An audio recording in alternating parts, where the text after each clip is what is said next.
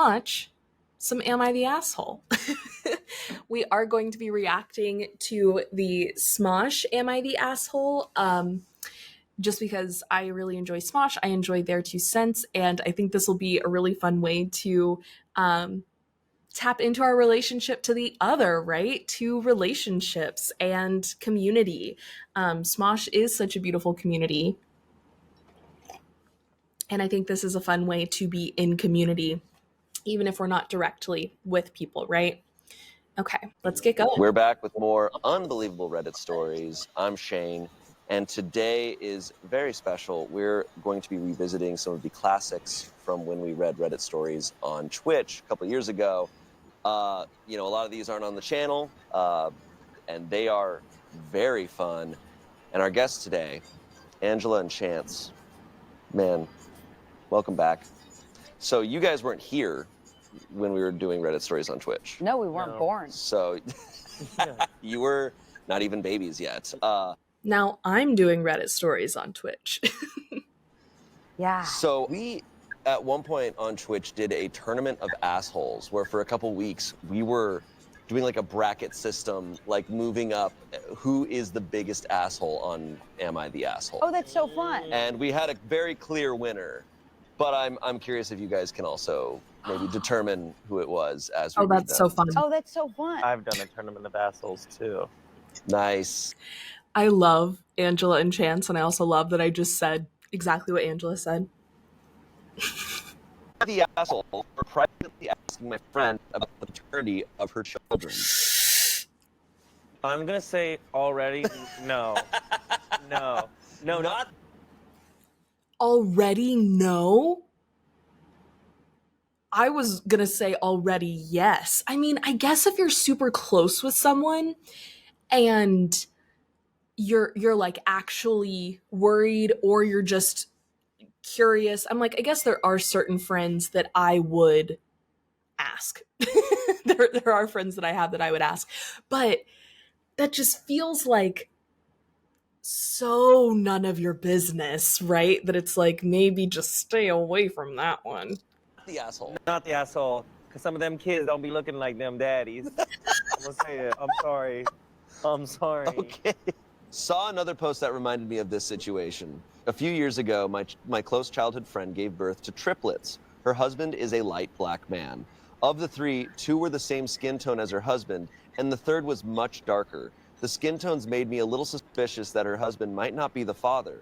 I pulled her aside privately and asked her seriously if her husband was the father. She didn't even listen or answer rationally. She just freaked out at me and acted super insulted and kicked me out. I reached out to her husband. Yeah, I mean, regardless of if my husband was the father of my children or not, if I knew or not, I don't know how else you would react to that, actually. Because it's like, what, you think I cheated on my husband? Or what if, like, there was some infertility issue? Like, I don't know. That's just so personal. And told him about her reaction and told him he should get a paternity test, and he called me an asshole and blocked me. Neither has spoken to me since. I've always thought that they dramatically overreacted and were probably hiding something because of their responses, but they're still married, and sometimes I feel bad about what happened. I just felt a lot of empathy for her husband because I would be devastated if I wasn't confident that I was the father of my future children. Was I an asshole for asking privately? Yeah, maybe. The fact that the like title in the question is for asking privately, it's like, are you inherently, you could ask that question in private in a way that's not assholey. But to then like go behind your friend's back, talk to her husband, like, yeah, you're the asshole. And it's not even about like asking at all, which is already just kind of a rude question. It's like you are way putting your nose where it does not belong. Well, Your original answer was no, yeah. and now you think yes. Oh, they're triplets? They're triplets. That's well, then she's like, Of the 3, 2 were the same skin tone as her husband, and the third was much darker. They're triplets. And that's why she's like, You can have an identical I don't know. triplet. That third triplet that you gave birth to. But they're not identical. She's like, I'm gonna get one Yeah. more round of margaritas and then I want to talk to you. They split the Punnett Square. Is that what it's called? Punnett Square? At no point, she doesn't say, it's not said that they're identical No. triplets. It's just triplets. They're just triplets. But, I mean, my ultimate opinion on this is like, it's none of your business. That's Yeah. Like, especially, okay, you already go and you say this to her and she freaks out at you. Yeah. Then you go and contact the husband. That's like on another top of that. added What layer are of you doing? asshole. Like, Yeah. why are you so Yeah. Invested. concerned? Yeah. I mean, This feels like maybe one of those friendships where they're all up in each other's business already, where it just feels like already one of those, like those friendships where they're Not me saying, maybe there are some friends that I would ask this question to. And yeah, it's because we are so all up in each other's business that it's like the only people that I could imagine asking that question to. So, two of my friends actually, this is a crazy story. I shouldn't share it because I haven't asked if I should share publicly. So I'm actually not going to say that. But I will say the only people that I could imagine asking this question to are people that I am so unbelievably close with. And even then, it would be like,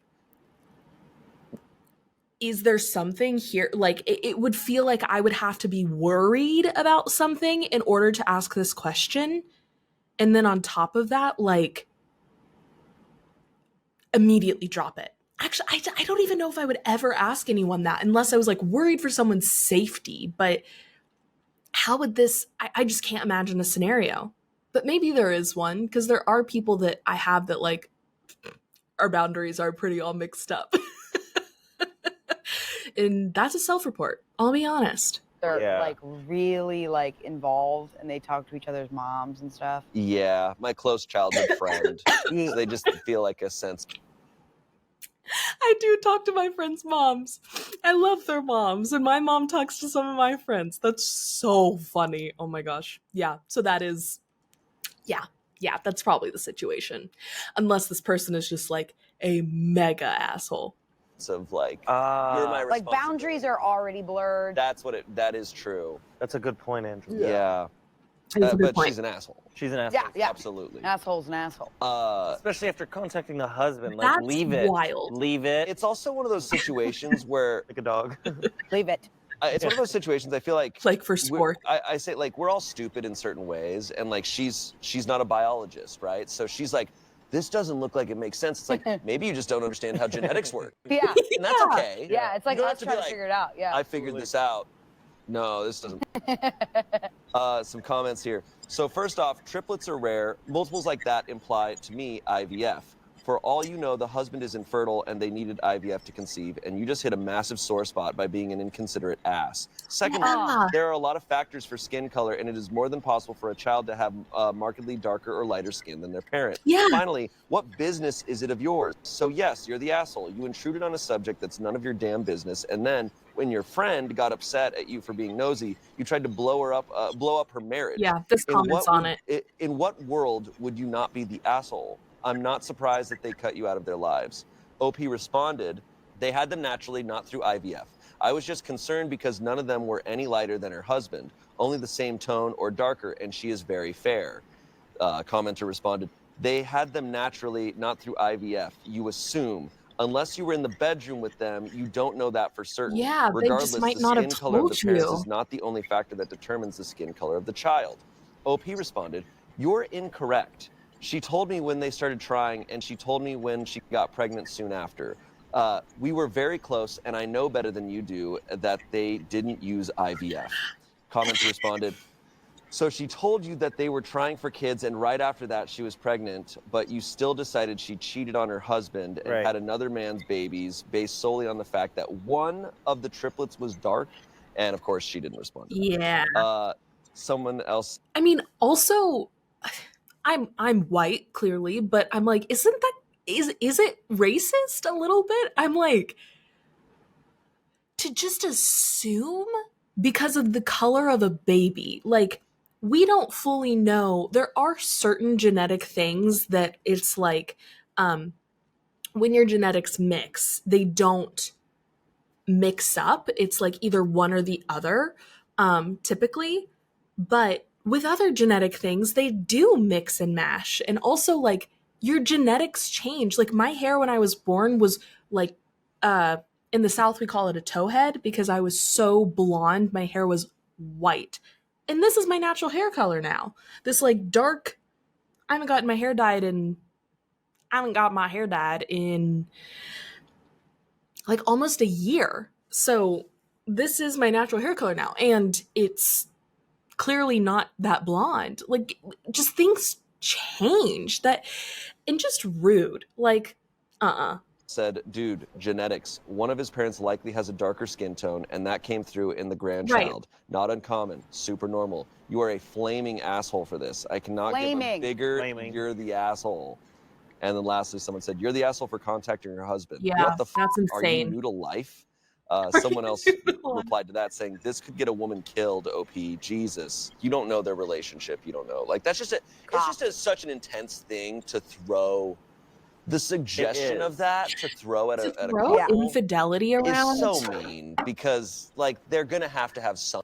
Like, also to one of your best friends, if you are so close to someone that you would be willing to ask them this question, and like you are told that they're trying to get pregnant, and you are told when she does get pregnant, like, that's very close to someone. To assume that she was like unfaithful is like, how little do you think of your friend that you're this close to? That's kind of upsetting. Like, I would never jump there for any of my friends. And also, it's like, why? Yeah, this whole thing is just like, she did not think this through, and then also contacted the husband, which is insane. Some sort of conversation about it. They're gonna have to be like, can you believe she said that? Like, yeah, we know. Yeah. I guess I'm also very used to it growing up with like a white family, and everyone's like, what is that one doing? Like, wait, what? Why he look like that? So it's very like bounces off. It bounces off. Interesting. So I was like, no, not the asshole. Yeah. Oh, that's interesting. Yeah. Yeah. There's an edit here. Okay, I get it. I'm an asshole.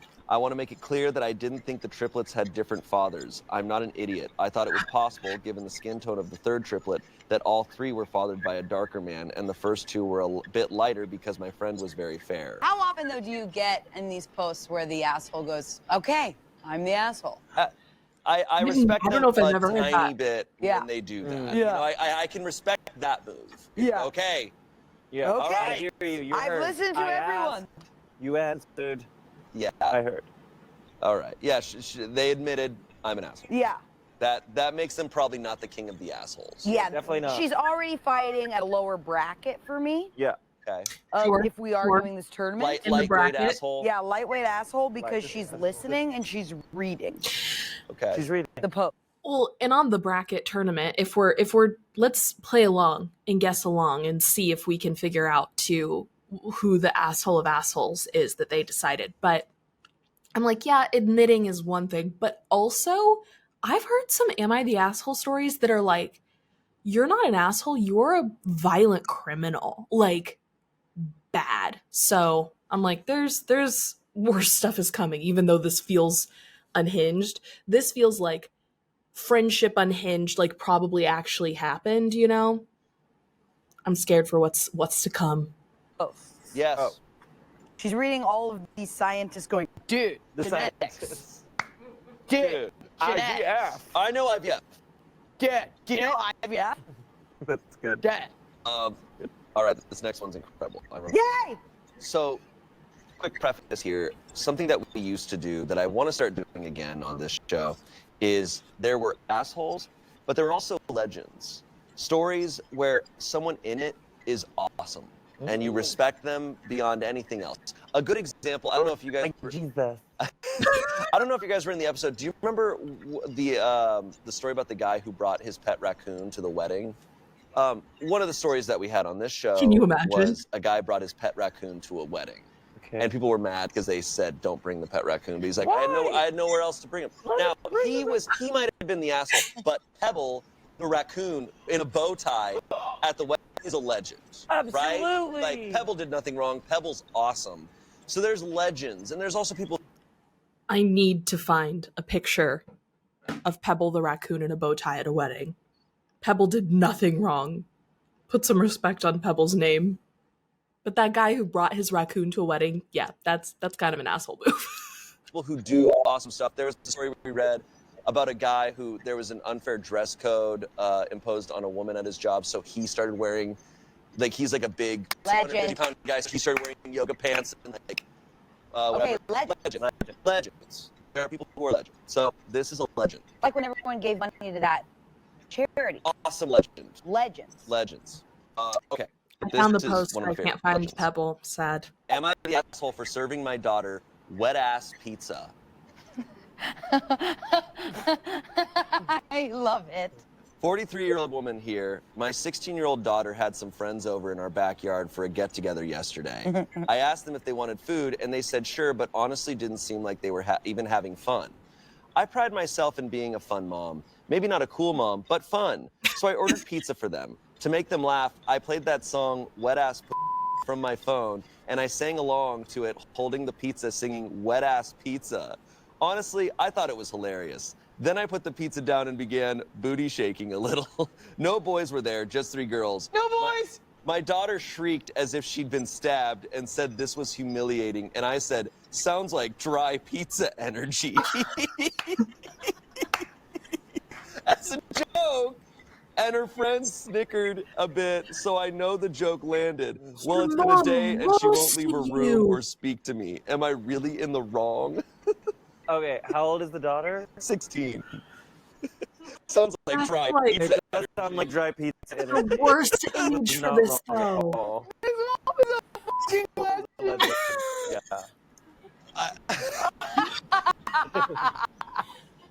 I can imagine how Oh. long it would go on too, because there was like different segments, there was different acts. Yeah, she did a whole thing. One was bringing it in, she was dancing act 3. You gotta clip that with. Oh, okay. Here's what I feel about this. You can live in a world where both exist, that this woman is a legend, and that was humiliating. Yeah, Correct. absolutely. And that's the world we live in. I think 16 is right in the area where you don't want your mom to be funny. Yes. This is the thing. It's only like 3 friends. If it was like you had a party of a bunch of people, Yeah. I think that elevates it. But it's like it's a little just get together. They're just Yeah. hanging out. And I remember, I don't know, this is very personal, but I feel that I think I want to say I turned 18, and then it was okay for my mom to make me laugh. But there was an age, I think it was like, it was like 15 to 18, where she's not allowed to make me laugh. Yeah. And it's just a thing. Like, she's only allowed to make me smile. Yeah. And that's it. Having met your mom, this feels like her energy. It does.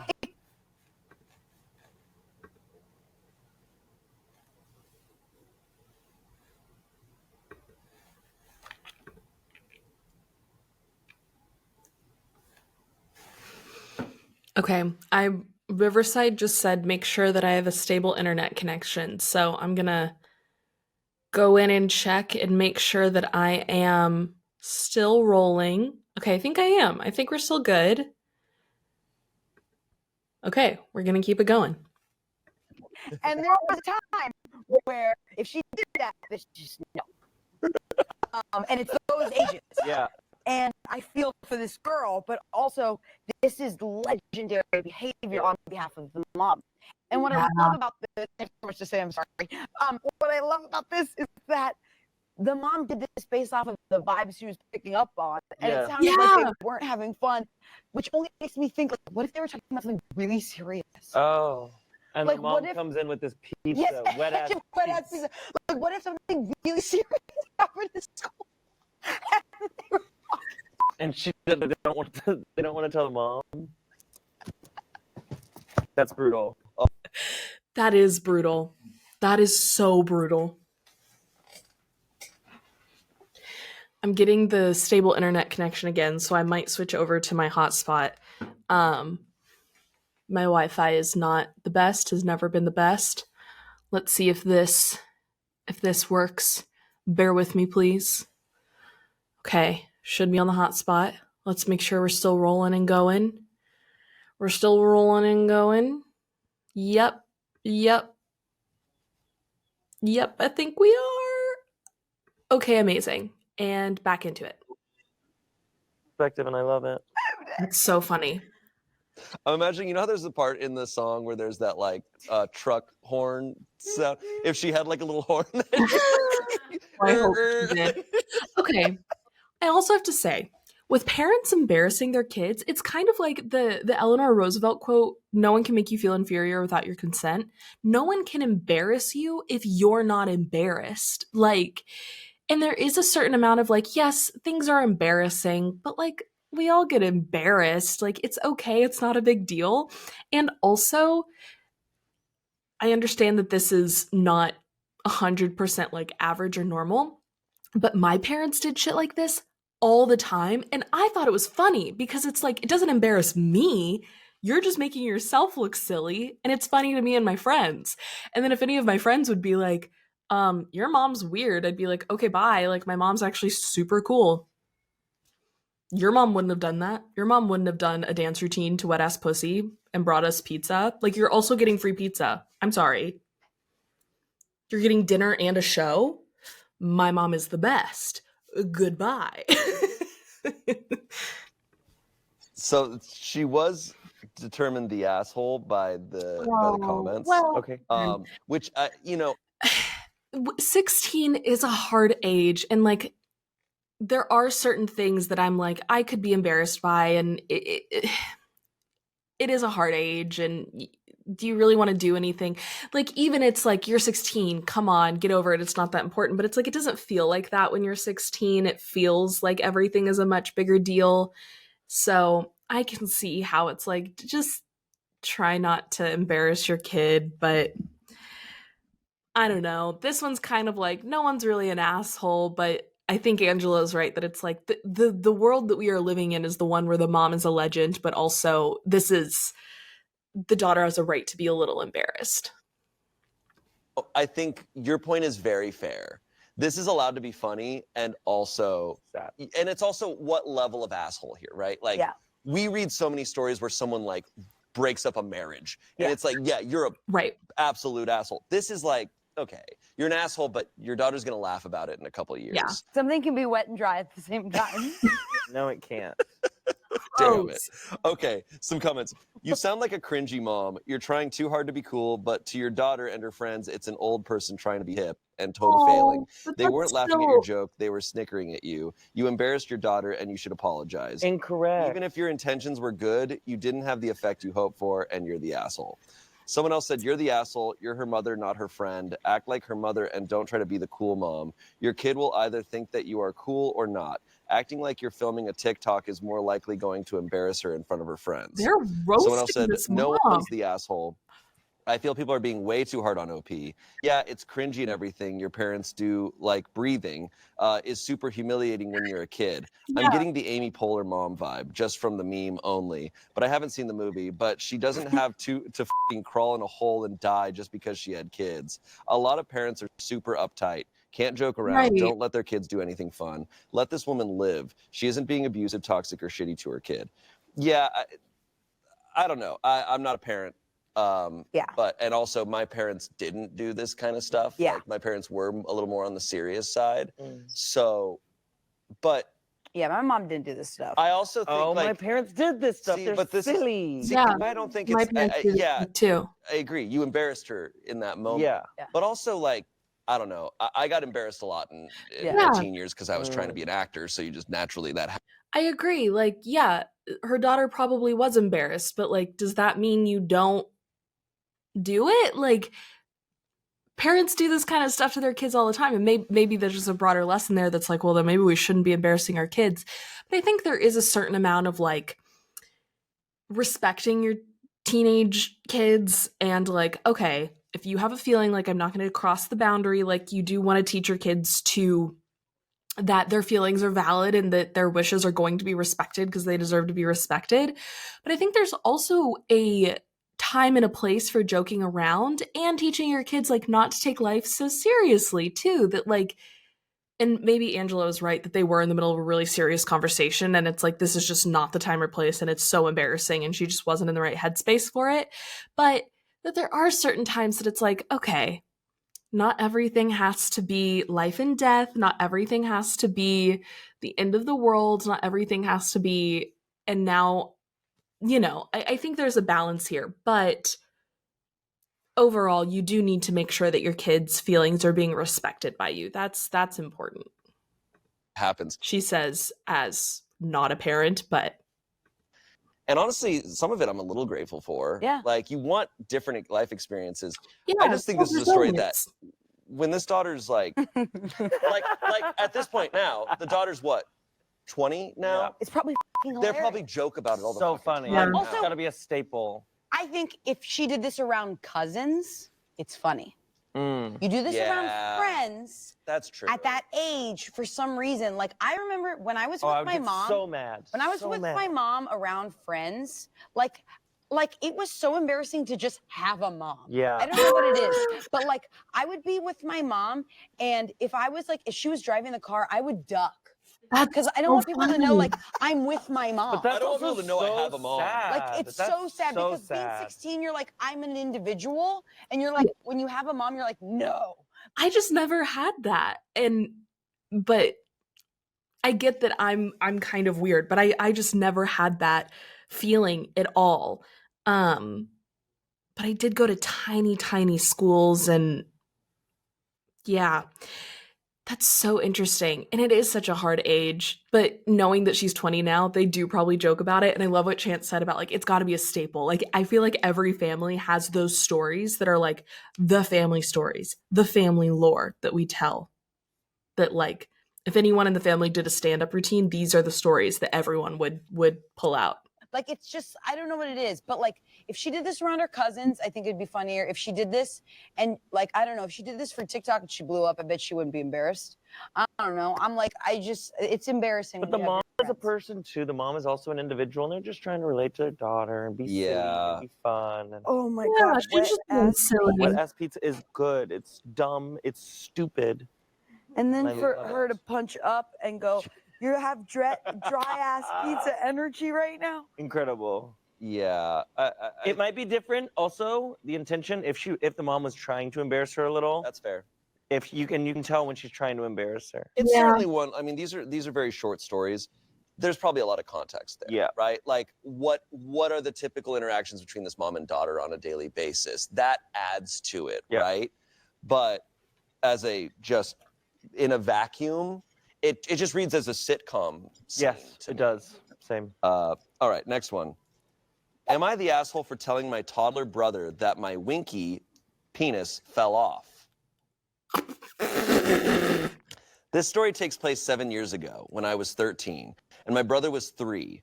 As of today, he has enough of a working understanding of female biology to know that I was full of shit. I was using the restroom when I was on my period. My toddler brother walked in on me, got a clear sight of the blood, and asked what happened in a scared voice. I said, I'm bleeding because I was a bad boy when I was little and my Winkie fell off.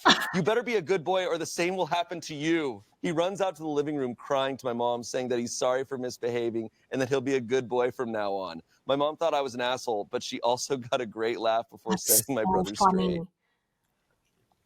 She set him straight, so it's not like scarred for life. No. She said, yeah, at this point, now he's 10 years old now and he has an understanding. She's like, yes, Okay. he knows. Oh, but how funny if that kid goes to college and he's like, I don't want to cheat on a test. I don't want to lose my. He has a girlfriend and she's like, you really hurt me with what you said It's like, earlier. And he's like, No. oh my God. No. No. She's like, what's going on? He's like, my Winkie's gonna fall off. I do think like this is kind of similar to the last one for me, where like kids we all have these silly stories. Like my dad in elementary school, oh my gosh, we were doing a shoe drive at school and for a local like kids shelter. And so your new and gently used shoes, bring them up to school, and there was a little bin to put them in. And I was asking my dad, I was like, why do we need to donate shoes? Like, why don't other kids have shoes? And I must have been like 7 or 8. It's like you just think everyone has the same life you do. And he was like, well, it's for the kids shelter and, orphans. Well, orphans don't have toes. And I was like, what? What are you talking about? And he was like, well, Cheetos. That's how they make Cheetos. They fry orphans' toes and put cheese on them. Literally, my dad tells me, like 7-year-old kid, this. And to this day, I don't really like Cheetos. Did it scar me for life? Like, no. I mean, maybe I don't really like Cheetos, but like, I feel like everyone has stories like this that are just like, I don't know, you can't help but like mess around with kids a little bit. Should we be doing it? I don't know. But there's a line there that's like, you like, don't take life so seriously. You have to be able to have fun with it and teach your kids to laugh at themselves, but also at the same time you need to be careful not to like damage your children. You have to be careful not to like actually scar them for life. So I think it depends. It all depends. Oh my God, he gets arrested. And he's like, I think it's a good joke. I like it. it's what I remember saying at the time is like, damn, comedic reflexes. Yeah. Your toddler brother walks in, you're in a very like vulnerable situation, No, she's and you brilliant. immediately go, my penis fell off. Yeah. That's insane. So, Also, like she's using it like in a parenting way, where she's like, "Be a good boy, Yeah. or else Yeah. this will happen to you." Like, wow. Oh shit. once again, I think knowing like their dynamic on a more consistent basis would add to it, because it makes it sound like this is just as siblings already, and that's just a typical sibling behavior. Yeah, I feel like people are the asshole when you hear like where people tell kids the opposite, where they're like they tell kids that pink is blue and blue is pink just to with their brains. Oh. Anyway, never mind. I will say what I can relate to is Yeah, that because seems she was wrong. 13 and he was 3. My brothers were much older than me, like that age gap. And when you are only surrounded by people who are just actually authority figures to you, like they're not like they were my brothers, but they were so much older that anything they said was true. Right. It wasn't like a brother thing where I'm like, screw you. I remember one time my brother, we were both outside and he like disappeared for a second. I was like, Chris, where are you? I was like, 4 or 5. Yeah. And then all of a sudden he appears out of nowhere and he's just like, dude, that was crazy. I was like, what? He's like, I just traveled around the world. Oh. And I was like, what? And he's like, yeah, like I don't know, I did. And he was just like recounting all these things that happened. And I was like, no, it didn't. That didn't happen. Little shame. But I was like, in my head, I was like, holy shit. Like, Like, what if it did though? you really You're like trying to prove it in your brain. what if it really did happen? But anything that's said is true. Yeah. Yeah, it's true. So for a little bit, that was absolute fact for him. Comments, you're the asshole, but honestly, fairly harmless assholery and funny in retrospect. Reminds me of the time one of my childhood friends and I convinced his toddler-age brother that he was the only person in the world with a butt crack, and everyone else just had one big cheek.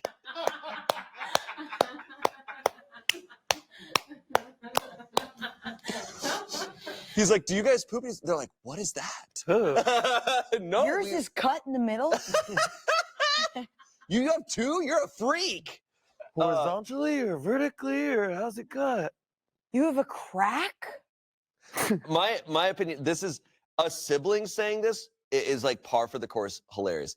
A parent who does anything remotely like that, I'm like, you are a monster. You cannot do that shit to your kid. Yeah. Oh my God, I just remembered. Oh my God. Oh my God. I played a huge prank on my brother when he was little. Me and my cousins. I completely forgot this. What? My brother would only so drink excited. ginger ale for a period of time. And we were like, you're going to get gingivitis. I completely God. forgot this. My brother told me that orange soda, like orange Fanta and Sunkist, had pulp in it. And I still to this day don't like pulp. I only drink orange juice if it's in a mimosa. Because like the texture of it, I can't do pulp. I don't like it. And he was like, well, it's like orange juice. Like there's pulp in it. And so I just didn't drink orange soda. And then one day, someone, I guess, like, we were somewhere, and I remember someone asked me, like, why I didn't want an orange soda or whatever. And I was like, well, it has pulp in it. It's gross. And my mom's like, you think a soda has pulp? And I was like, it's what Tucker told me. And it's my brother's name. Oops. Sorry to put you on blast, brother. It's okay. And she was like, did you tell her that? And he's like, no, I don't know what you're talking about. And it just, like, the mind games made me feel crazy. And my brother was so scared. He was like, I'm gonna get gingivitis. Yes, Yeah. you're messing with him because he thinks ginger Is yeah. gingivitis. That's good. He's at a sushi restaurant nowadays. Do you want to add ginger to that? He's like, no. Get that off my plate. No. No one's the asshole. This is what siblings do to each other. When I was 8, my older brother convinced me that clown men can crawl out of the toilet and eat me if I don't aim right and feed them. So I mean, Yeah. What? That's a good lie though. Jesus Christ. That is a good lesson to teach. Honestly, these are good if they help you. Yeah. Yeah, I'm not gonna pee on the seat. The butt crack one is just mean. You're the asshole, but not like a huge one. You weren't being malicious, and obviously this did not frighten him enough that it will affect him, and it'll just be another dumbass. I do think it's hard sometimes because certain stories, it does depend on, like, the ripple effects. Like, if he needed to go to therapy for this and, like, work through something and be like, okay, then you're a pretty big asshole. But because he's fine, it's like, oh, so it's not that big of a deal. But I think we need to work on that. Like, actually, morally, where do we morally stand? You can't just have morals based on impact. But some things are kind of like that, you know? It's like, well, if everything ended up fine, you're good, but you don't want to play fast and loose like that with the way you treat people. Last thing you said as a sibling. Okay, next story. Am I the asshole for refusing to give my friend the money I made selling her artwork? What? Now we're back to an actual asshole. Yeah, that Okay. sounds We're bad. making our way back. I don't know. I'm getting legend vibes. Stealing content. Yeah. My friend is a new artist that has been getting a lot of attention lately. She recently started selling prints. When she listed them, she criminally underpriced them. I told her this. I said she could easily charge double for these prints. There is high demand. She didn't believe me. I bought 2 of her prints. I work in a coffee shop that doubles as a gallery, so I asked my boss if I could hang the 2 pieces. I listed them for sale, and they both sold for triple what I paid for them, like I thought. I ended up making around $300. I told a couple of people, and word got around to my friend. She started demanding the money from me for the sales. I told her absolutely not. I told her from the jump that she was undercharging. I think that this $300 is payment to me for showing her that. She's mad and has went to others for solace. Our friend group is really heated about it. They want me to give her the money. They think she's a hungry artist and I'm robbing her. Now I feel bad she missed out on the money, but does that make me an asshole? This is weird because, like, so many of these, I'm like, are you actually friends? Because it's like, that's just not how you treat a friend. You know, like, I 2 of my friends actively sell art. And I'm like, if there was something where I was like, you need to be charging more, like, I'd tell them, but you're telling them because you want to support them, right? So if you want to support your friend, why are you trying to, like, gain money off of their work? It's like, that's just not what a friend does. Is it against, it's like you're kind of scalping the artwork. Now, is it technically against the law what she did? I don't know. I don't know, like, the copyright legality there, but it's like, even if it wasn't against the law, it's like, if you don't know the person, morally it still feels icky to do that, like ticket scalpers, but it's like, that's just not how you treat a friend. Even if she didn't know and you got away with it, and it's like, whatever, and it's like not that big of a deal, and it's only $300, but it's like, do you love your friend or not? Do you believe in her art or not? I think it actually would have been really cool to be like, okay, let me buy a couple prints, sell them, and show her what I sold them for, and be like, here's the money. Like, I was able to sell them for this much, and like, now you know, like, they're worth so much, like, you should be selling them for more. Like, yeah, and even that is, like, kind of, honestly, even that's kind of icky because it's like your friend gets to decide where she wants to list and sell her art. It's her art. She gets to decide how to monetize it. And even if she knows she can make more for it, if she wants to sell it for less, like she gets to decide what she wants to do with that. Even if you're like, that's not a smart business call, it's like, well, it's not your business.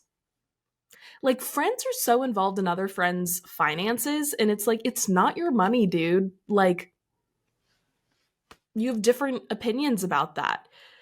Just, I think this is asshole all around. You don't get to sell someone's work that's not yours. You don't get to keep the money for someone else's work that's not yours. And you're not treating her like a friend. Are you friends? This isn't how you treat friends. Am I the asshole? Here's what it is. It's your friend. It's your friend. It's your friend. But also, isn't that what an art curator does? Don't they go find art and then bring it to a gallery and then people buy it for way more than they? But don't the artist gets a cut. Yeah, the artist gets commission gets on those. a cut of that. Yeah. So I think this is also, I see this less as a business thing and more personal. Yeah. Where it's like, That's if you why have a it's a friend friend. who's like, It's a does friend. this as a passion Yeah. thing, and you're like, hey man, I think you're underpricing these. Like, oh no, but it's like, okay, I'm gonna buy these from you. And as a friend, I'm buying art from my friend. Yeah. And then I think even if you sold it, whatever, there's an element of just that you bought art from your friend and then sold it. Yeah. Yeah. Yeah. Like, kind of also, It's your friend weird. first. it's like, your friend damn, first. dude, okay, so you didn't want it? Friend Yeah, first. like if you did this before with other art, maybe. But like, Yeah, it just feels icky. Like, I've commissioned one of my friends to paint something for me, and it's hanging above my bed back at my house in Dallas. And well, my parents' house, my bedroom at my parents' house in Dallas. I don't have two houses. Let's be clear. But I have a singular studio apartment. But I can't imagine selling that, you know? Like, even if one day I don't hang it anymore, or like I move it or I want it to be somewhere else, like to sell something that someone made. And I guess that is different, that like I specifically commissioned her for it and she made it for me in mind. It's one of a kind. Like, even if I just bought a print that my friend made, like, I just can't imagine selling it. That's such a good point, especially having friends who are artists and sell their work. Like, again, do you support your friends or not? this is the first time you've ever done this. Or if they told them, like, hey, Yes. I'm gonna buy your art and I'm gonna sell. Right. Let me buy your art and I'm gonna go sell I'm it. going to prove to you. And if it sells for more, I get to keep the money. Or make even- that deal. Yeah. It's You the have to fri- talk yeah, about it, it's yeah. the friend first, and it's getting around. Like, you should have told your friend, "Hey, I actually put it up for sale in my art shop or in my coffee shop, Yeah. and it's sold." That's like I told you. This is one of Now those. here's some money. This is one of those situations where I think people go, well, look, everything I didn't do anything wrong because all of this makes sense. And it's like, yeah, I see how it makes sense in your mind. You're right. But like, There are a lot of things like that it's like, it's all logical. I'm just proving my point. Why am I an asshole? Because I'm proving my point. And it's like, you're totally missing the human emotion piece of this. And this is actually, I have a few family members who are on the autism spectrum, and I don't want to, absolutely, like, people with autism or any neurodivergence, not a monolith. But I do think sometimes that is a struggle that I have with one family member who is on the spectrum, is that they will be like, I don't understand why this thing I did was hurtful, because everything I did makes sense and it logics out. And it's like, I absolutely get that point of view because it does logic out. But there is this other added thing that is like the emotions of it that you weren't impacted by. And maybe that actually has nothing to do with neurodivergence. And that was just a completely ignorant thing for me to say, potentially. Please correct me if I'm wrong. But from my experience with my family members who are neurodivergent, it's like the black and white thinking can be really difficult in that like added element of our relationship, in like meeting each other in the middle, and me wanting to be like, oh, I understand how you got there. And it's not just on them to like understand me. It's also on me to understand their point of view, and that like they weren't trying to do this to hurt me. It was like, this is just the way it logics out. And of course, I don't know the people in this AITA story at all, but that's just what it reminds me of, that it's like, yeah, I get that it logically makes sense, but there's this added element of the feelings of it that we have to consider as a part of this too, right?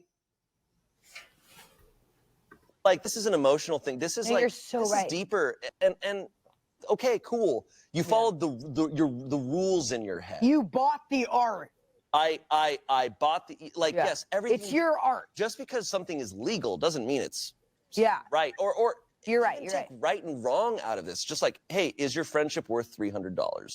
That's Yeah. your decision. So right, Shane. Make that choice. That, like, is it right or does it feel right? Like, yeah. like there's a difference here, because it's like, sure, you own the art now. Yeah. Like, but like, I don't know. Yeah. But It's if not they linear, weren't it's a friends, is web. this okay?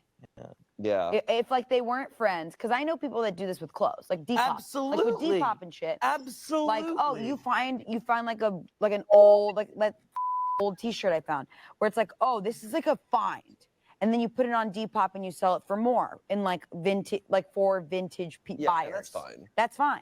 It's fine because you're not tied to the artist or the creator. Right. that It's made because it's it. personal. If you That bought time. art at a yard sale and you go, oh shit, this is actually an incredible piece. And you I'm gonna sell resell this for it. more. That's totally fine. Your friend fucking made this with their fucking hands.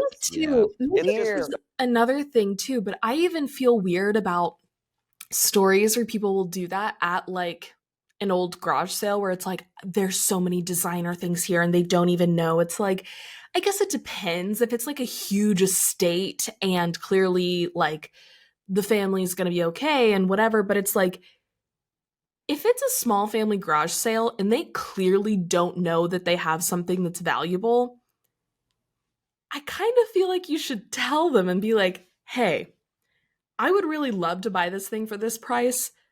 I think you should know that it's worth like thousands of dollars. Because that can be life-changing for some people. Like, just to have that cushion or to have that like in an investment account, like that's a big deal. That's not like $1,000 isn't chump change. And even if it's something marked for like $20, but it's actually worth like 300, that may not seem like a big deal, but that's like groceries for a month, you know, or at least like 2 weeks. Like, and that's significant. But I do agree that there is this difference, like when the emotions get involved, and I'm feeling, yeah, and I think people just have different relationships to the emotional outcome of things, whether, you know, neurodiversity is an aspect of it or not. You just have a different relation. People morally logic through things differently, regardless of anything. People have different moral codes in the way that they sort through stuff like that. And so if you're just someone who thinks things through very logically, and it's like, well, they didn't mark, like, I just bought this for this price and that's fine. Like, I wouldn't necessarily tell someone like, oh, well, you need to go back and tell them that you bought it for less than it's worth.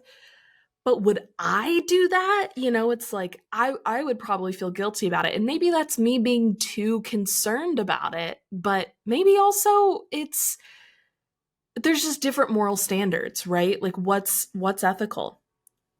I don't know. respectful. Weird. Yeah, they're choosing to end that friendship. Someone said, you're the asshole. At least give her some of it. Isn't she your friend? You're not treating her like one. Also, you have access to an art gallery. She doesn't. Why not at least split it with her? If I were in her position, I honestly wouldn't really want to be friends with you anymore. Yeah. Someone else said, you're the asshole. This would be fine if the artist was some rando, but this is supposedly your friend, right? At the Even the very least, you rando, should I have think offered it's to split the wrong. profit with her. Someone else said, not the asshole. You're allowed to resell art. You tried to help her. She refused, so you proved a point and earned some money for yourself. She should be grateful and thank you that she now earns more. Yeah, someone else responded underneath that. Just because he's legally right doesn't mean he's morally right. Boom. Yeah. Yeah. And it's just one of the, I think if this was a person talking Well, to and me, even like, in therapy all the time, this is something that I talk about with my therapist, that it's like, what matters to you more in a relationship? The other person's feelings or being right? Like, sure, you proved your point that you were right that they could sell the art for more, but what matters more to you? Being right in that disagreement or this person's feelings? And I don't want to be in a relationship with people that being right means more to you than my feelings. And also, there really isn't a right answer. Like, maybe in this situation, in this exact configuration, yeah, the art did sell for more, but maybe the friend then starts listing their prints for more and they make less sales. You know, it's like you don't know actually what is right in every situation unless it's like a one-off thing that is proved what the like correct answer is, right?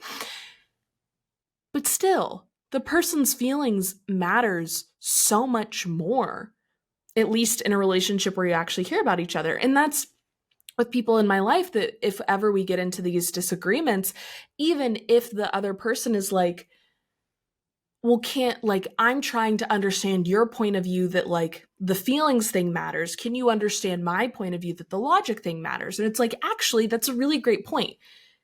We need to meet each other in the middle. Because I do think sometimes there is an overcorrection to, well, you hurt my feelings, so you're automatically wrong. It's like, that's not entirely true either. It's also on the person whose feelings were hurt to be like, hey, my feelings were hurt. Can we talk about this? And, you know, give the other person the benefit of the doubt that it's like, I know you love me. I know you wouldn't intentionally do something to hurt my feelings. What should we do moving forward to make sure this thing doesn't happen again that we can agree upon? And it should logic out, right? Like, you don't want to completely, if someone's like, every time you get red wine instead of white wine, it hurts my feelings. And then the other person just has to be like, okay, well, I can only drink white wine for the rest of my life then.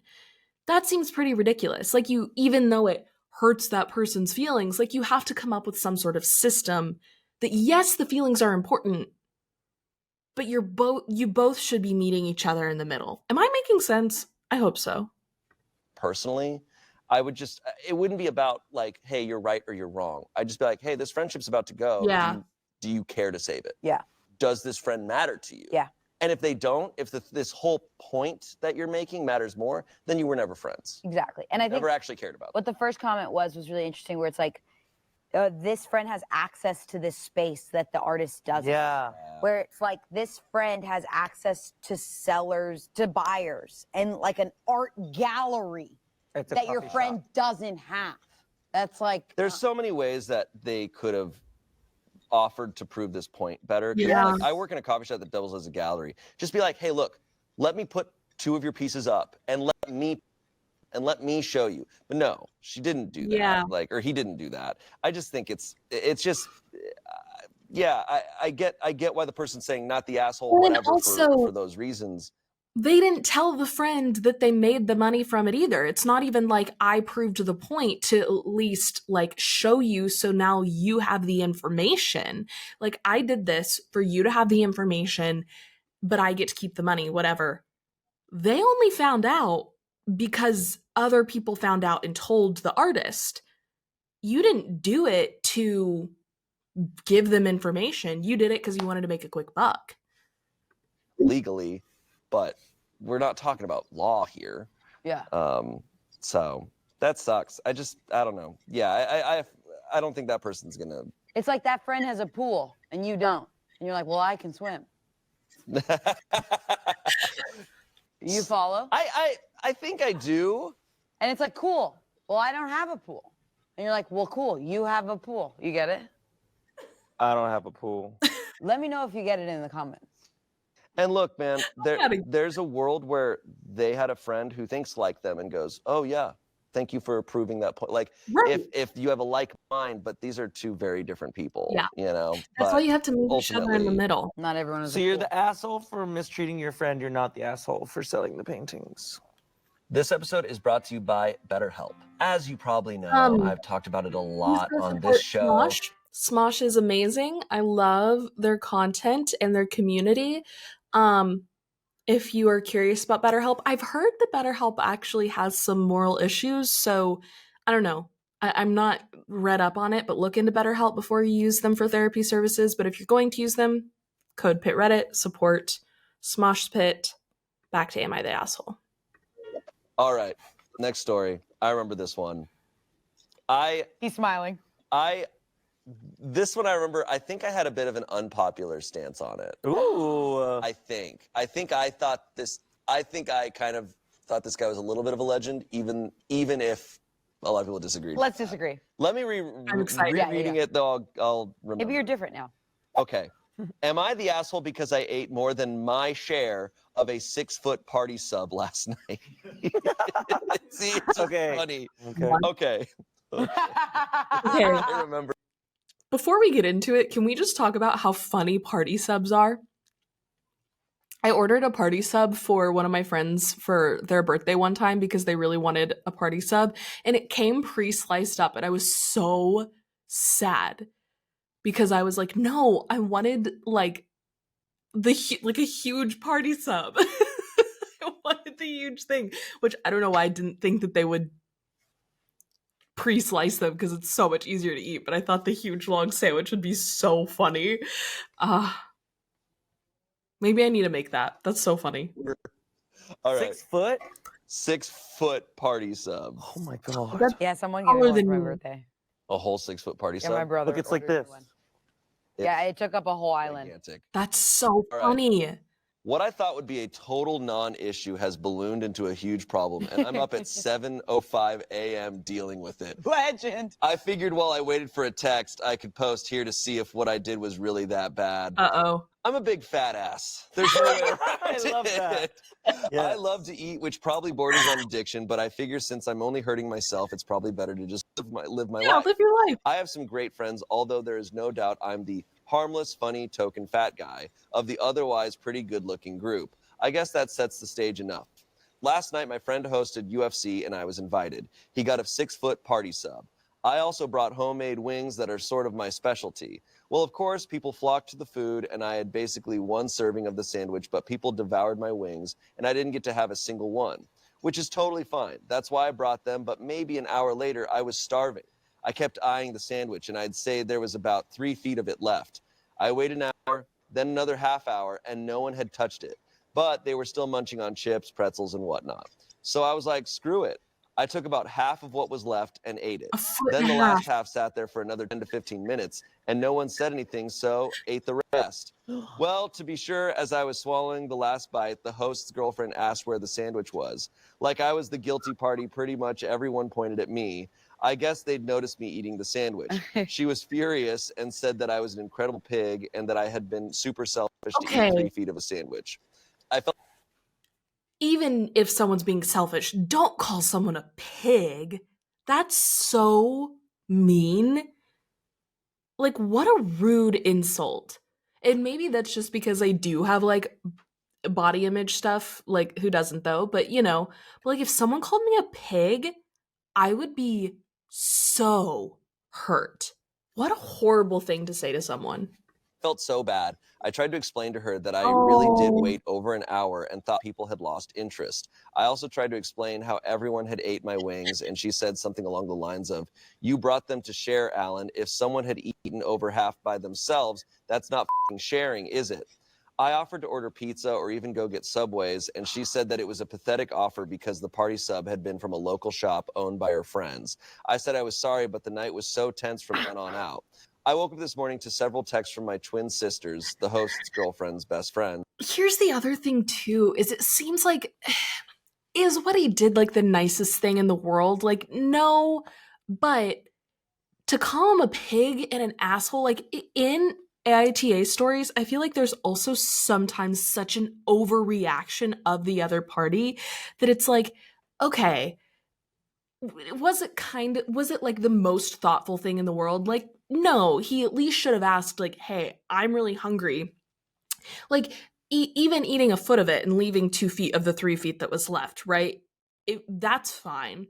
But if you're gonna go in for more and if you're gonna finish something that's for everyone, I think like if there's only one slice of pizza left, there's the cultural understanding that it's like, is everyone cool if I have the last slice of pizza? And then if someone's like, actually, I'm starving, like, can we split it? Like there's usually some sort of something there. So even if he didn't do that, which it's like, okay, that's not totally considerate, but like to blow up at him like that over something, unless it's like a repeated phenomenon and he's continuously selfish and he's always eating the last of everything and never asking, and they've talked to him about this, right? But if this is the first instance, I'm kind of like, calm down. Saying that I had to get my shit under control and that everyone is really mad at me and that I embarrassed myself last night. I tried to explain to them my mindset had been, and they haven't responded. Was I the asshole for eating that much of the sandwich last night? Edit. I guess I've been banned from responding, but my inbox has 1,200 notifications, I don't know how so that I can't works. find out why. To answer what seems to be the most common misconception, this wasn't a Subway party sub, so definitely not 4 times the size of a regular sub. This is a local place, so it's about 1.5 times the width of a regular sub. It's still a ton of food, don't get me wrong, but I can down 5 Subway footlongs in an afternoon easily. This is probably about equivalent to that, not 12 like some people are saying. So You're like, he's then- a legend because he ate 3 feet. Yeah, I think a lot of how he just, I don't know. It's just an insane situation, and I think the way he writes, I kind of just think is funny. Yeah. Like, Yeah. He's also very Like, it's kind of inconsiderate, I guess, but he also was like, yes, he was thinking and he was waiting. I'm like, you should have at least like asked and checked with everyone before finishing it off. But also, it's like, it's food there for everyone to eat, you know? And then he offered to get more, and I get that it's like a local friend sub, but it's like, if you're hungry, like, let me try and rectify the situation. And then when someone's like, no, there's no making up for it, it's like, okay, then what do you want from me? You just want to be mad at me? You just want to be mad at me? There's nothing I can do. Okay, be mad at me. Because everyone's going to make mistakes. Everyone's going to put their foot in their mouth. Human beings are messy. Human beings are loud. We are made to take up space. We are made to be inconvenient. Relationships and community is inconvenient. But we choose to be in relationships because the benefits outweigh the inconvenience, right? Because we love people and we love connecting with our friends. But then you're going to, as soon as the inconvenience pops up, because it's like this one little thing that was maybe a twinge inconsiderate, it's like, there's no way we can talk through this. You're just an asshole. You know? opposed to most Am I the Asshole posts where they're like, what the is wrong with these people? He's like, look, I am coming from a place of like, yeah, I understand that I up in some ways, but here's where I'm coming from. The politics of food when you're hanging out with people is such a thing. I love it. There's not really discussed at length. No, it's not. Oh, no, and I have thoughts. Yeah. Me and Angela, I feel like, have very something similar... parents should like teach their kids I think about. we're both providers. We're both like, we're going to bring everything to And we love cooking. We love dinner parties. We love eating with people and sharing foods. You first. And so I'm very conscious of what is there, like and how many mouths to feed, and how many mouths to feed, like almost cripplingly so. But it's there to be eaten. There is a lot of math. If an hour goes by and there's still food there, I'm like, damn, I f***ed up. I got too much food. Yeah. I'm like, thank God someone's eating. Thank God someone's eating. I didn't buy a 6 foot. It's embarrassing if I bought a 6 foot party sub and 3 feet of it is still there. Half of it? I bought the wrong thing for this party. Yeah. I'm also gonna So go. Alan, So thank true. you for eating the sub because it's So true. Like when you go to a potluck and you leave with half of your dish, it's always like, oh, everyone hated what I made. I'm a bad cook.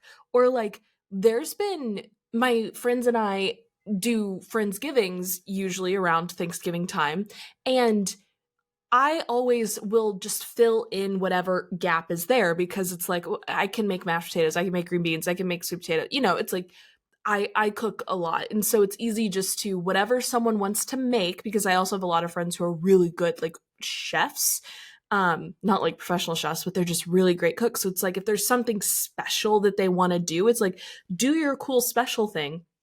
I'll just fill in the gaps, you know? But then if all of my food is the only food that's left, it's like, I fucked up. I fucked up. Even if it's not that like it didn't taste good or whatever, but it's like, we have too much food and now we need to make plates for people to take with them, or like we need to figure out something to do with it because I don't want to waste food. And honestly, people need to eat the food. And that's also another thing. It's like, yeah, you don't want to be the one that's eating all of it, but also it's being eaten, which is great. I totally agree with that point. And it's so, like, as a host, as someone who has hosted a lot, when you just have a shit ton of food left over, you do end up throwing a lot of it out, and it's so bad. But it's like, how many people like put their hand into this bowl of chips? How long has this thing been sitting out that like it's really not salvageable? So it's like, no, please eat it. And if it was 2 hours, that's a good point. That's a good point. They're to Alan. be eaten. Only counter argument I have, because something I feel, and it depends on My other thought too was, and some people like will not eat because they don't want to be rude, but it's like, no, it's rude not to eat. I made all this food. Please eat it. Please eat it. how many people were there. I think a little bit, but all he had to do was go, "Hey guys, you mind if I snag a big chunk of this sandwich? It's been sitting here for an hour." That's a communication thing too, and he has to be like, he has to put himself out there and be like, "Can I have this?" Which I'm like, yeah, it just feels like a lack of communication, which is funny to say about a sandwich, but he could have said, "Hey guys, do you mind if I have some of the sandwich?" Or if he's going for that sandwich and they know they want some, could they be like, "Hey, do you mind saving me some?" Boom. They just felt like they were all, because they were clearly if you cared watching. about this sandwich so much, say Because something. what's weird to me Or too eat it. is that they were sitting there and they all were aware. They're like watching him eat the Yeah, sandwich, that's what I'm saying. and then they're Eat mad it. at him afterwards. I'm like, And then he goes, pointed out in the You while are it's so happening. correct. and then he felt so bad. He goes, I'll go to Subway. I'll go get pizza. And they Yeah. go, no, Alan. It was Yeah. from a local shop, Alan. I'm like, Yeah, they okay. all Yeah. noticed him doing it. And Like, didn't say that means anything. you're aware of this. Go get some then. Yeah. And then he feels so bad he's texting, and they won't even text him back. Yeah. Because they want him to suffer. And that's I think he's talking about being exactly what I said earlier. Like, sometimes there is this, so like, do you want to solve this or not? Or do you just want to be mad at me? If you just want to be mad at me, I can't do anything. That makes me feel so bad for him. different than the other people, and he probably eats differently, and he's waiting around. I think the fact that he waited an hour and he's saying he's hungry, he knows that he wants to eat more, he's hungry, and he's patiently waiting for them. And then they probably are, I don't know. I just Well, I think what it adds context for me that I feel bad for him is like this woman called him a pig, and horrible. you know, he's aware, he's very aware in his writing here, so I'm sure his friends are aware of his awareness of himself and feeling bad, and he's acknowledging like, yeah, this is my body type, all my friends are really awesome and attractive, and I'm not, and I feel bad for him. So all of this stuff they're saying to him, it's like, dude, he already, you know, this hits harder. Well, and like, he is self-aware, and he tried to make it right, and they were like, no, there's nothing you could possibly do to make it right. Like, he couldn't have even gone to this local shop too and gotten a few subs, like, to split from the shop. Maybe not, maybe it was closed, I don't know, but next party like offer to bring the same thing, or try and make it right, but they were just like, no, there's no way you can make it right. And there does seem like this weird body shame going on too, and it's like, different people eat different amounts, and that actually doesn't have that much to do with your body type. Sometimes it does, right? But like, one of my friends is in incredible shape, she takes extremely good care of her body, but she can eat and she can put it down, but she is a thin, slender person, and she just has a higher metabolism and eats more. And I'm like not a skinny mini person, but I eat less than she does, and she has a much slenderer body type than I do. It doesn't always depend on your body size, like how much you eat, but this woman calling him a pig and him being like, and I'm a larger person, just, there's weird flavors of body shaming and like health shaming too, that's like, you don't get to make that choice for other people. I agree with the communication thing, but beyond that, it sounds like they're being rude to him. Like, this hits harder in a different way for him. And you think it's gonna help? Like, do you Yeah. think that's gonna, what you're Like- saying to me right now, do you think that's gonna help me? Yeah. That's what I need to hear? No. regardless of the politics of food at a party, I do feel for him because I'm like, damn, you have a bunch of friends who you're saying are not your same body type, and they're all making you feel bad. I just think it does, and maybe I'm wrong for feeling like it is being a bit blown out of proportion, where you're not talking to him. Like, damn, have a conversation. Be like, hey man, in future gatherings, can you like just Communicate. can we talk about like this stuff? Because clearly this is a thing. I don't know. There could be a POV where this has happened Right. before many of time. Sure. So it's like this could be the straw that broke the camel's Right, back. like I said earlier. Alan, whenever we have a party, you eat maybe he's conscious of it this time. He's like, okay, I'm gonna. Yeah, I think punishing him for feeding himself after he's very much waited for everyone to get fed. And then get his wings that he brought that he loves. Yeah, it gets really, really bad. Yeah, I can't say this with like, I want to say this, but this needs more context. But a part of me does feel like they're enjoying like game. That's what I'm saying. Is like it feels a little bit like that. That it just feels like they're. Yeah, like I said, I'm like they're sitting there watching him eat it. Yeah, like I'm like, that's why I think weird. Like, say something. And you do make a point about vocally, he could have said anyone want, but it does feel like time-wise, he did the right thing. He waited long enough. Like, sure, he could have said something, like he could have vocalized, but it did feel like there was a lot left, and that there were other foods around. It felt like he had the green light. That he was like, exactly. There was tons of opportunities for them to go get food. Or like I said, all they had to do was say, hey, Alan, do you mind saving me like a couple, like a foot of that sandwich? Yeah. Or I'm going to say, we want to save a foot of it for tomorrow. Yeah. Just communicate. What was the event? They're just getting together to watch a UFC fight.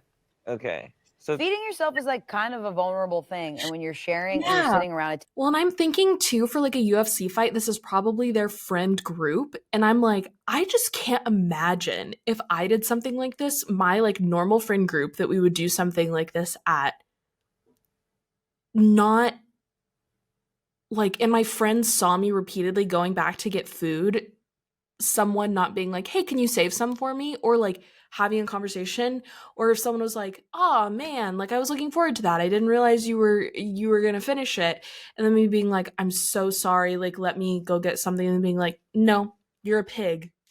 Just like a crazy way to handle that, you know? It's like this, it sounds like a friend group that it's like, that's just not how you table. It is like a thing. It's like and to just like beat your friend up. I just feel, and I do feel bad because he's like, hey, he's trying to remedy it. Yeah, he's like, I feel bad. You're right. I f***ed up. Let me try to remedy it. And they're not letting him. Yeah. And that so to wrong. me feels like, very much like they're enjoying making him feel bad. But let's see the comments. You're the asshole. Eat before you go to a party so you don't do that again. I'm also a heavy eater. I'd never even consider eating that much of something at a party or get together. Letting it sit for an hour doesn't mean anything. I mean, maybe if I was at like a stranger's house or someone that I didn't know very well, I even if I was hungry, I wouldn't want to finish something or eat like half of something that someone brought. But if I'm with I'm thinking of my really close friend group and people aren't eating something, like I would totally do that, especially if it's a fight. Like I don't really watch UFC fights, so correct me if I'm wrong, but I'm like, UFC fights usually last a couple of hours. And if you're doing like a whole day hang where people are like all bringing food and you're watching a fight and it's like a 5-hour thing, like a Super Bowl party kind of thing where like everyone brings stuff, you're going to be there for 5 hours, you're going to have some drinks and you're hanging out with your friends, like even if you eat before, you're still going to get hungry and there's going to be stuff you want to try. Like, I don't know. Like, if I was with my close friends, I wouldn't feel bad about feeding myself like that. If I was hungry, if you're hungry, you're hungry. The only thing you did wrong is not additionally communicating. Others might have just been waiting to grab it after the fight. You said in the comment you polished it off during the fight. The wings proved the point. You were bummed that others ate all the wings and you didn't get a chance to have any, just like the people complaining about the sandwich they brought. Someone else said, everyone sucks here. You were wrong to have almost all of the party sub. It was selfish. The host's girlfriend should not have shouted at you. She caused a scene and made things uncomfortable. Your offer to order more food was a good enough apology for getting carried away with the sub. It may well be the case that you do this often and your friends are all a bit sick of it. Shouting at I you could and see if causing it's a the scene straw is that not the broke way to the bring it camel's up, back. but it might be worth considering that your behavior around food might be a source of irritation in your group. I think some of that is fair. And maybe this is just a whole room of hangry people. Yeah. I like I said, I feel sorry for him. I feel sad for him. Yeah. It just sounds like some honest communication in this group, and it just sounds like they don't do that. So that sucks. Yeah. Anyways, I'm gonna remember this story as we read it. Am I the asshole for making fun of my boyfriend's penis? Ooh, I'm excited, but I'm scared. This could go so many ways. Okay. I've made fun of my boyfriend's, I don't have a boyfriend now, but in the past I've made fun of a boyfriend's penis. Okay, we're off to a start. Okay, the head was really big and it looked like Darth Vader's head. Oh. So I was like, That's Okay. so funny. Oh my god. Up front, my boyfriend has an awesome penis. It's not huge or anything, about 7 inches. I just gotta say, I wonder. I have never done this as a girlfriend in a relationship with a boyfriend, but I am so hyper aware of, like, to be frank, the sensitivity of someone's masculinity, right? And that's something that you can only joke about if someone is so secure in their masculinity, and most men are not. And even like small things that have to do with like physical intimacy with someone, this is like a big, you just have to be careful. And I wonder if in queer communities, because I do think the reason why we see queer people that like have really good fashion and they usually have like really thoughtful politics and are more like just well thought out about things is because the like default of sexuality didn't work for them, so they were literally forced to figure themselves out more.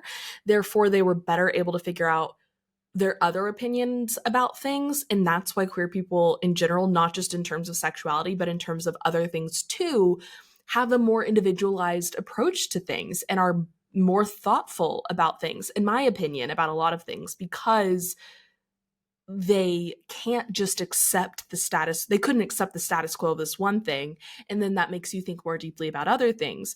Whereas people who aren't forced to question the status quo might not about a bunch of things, and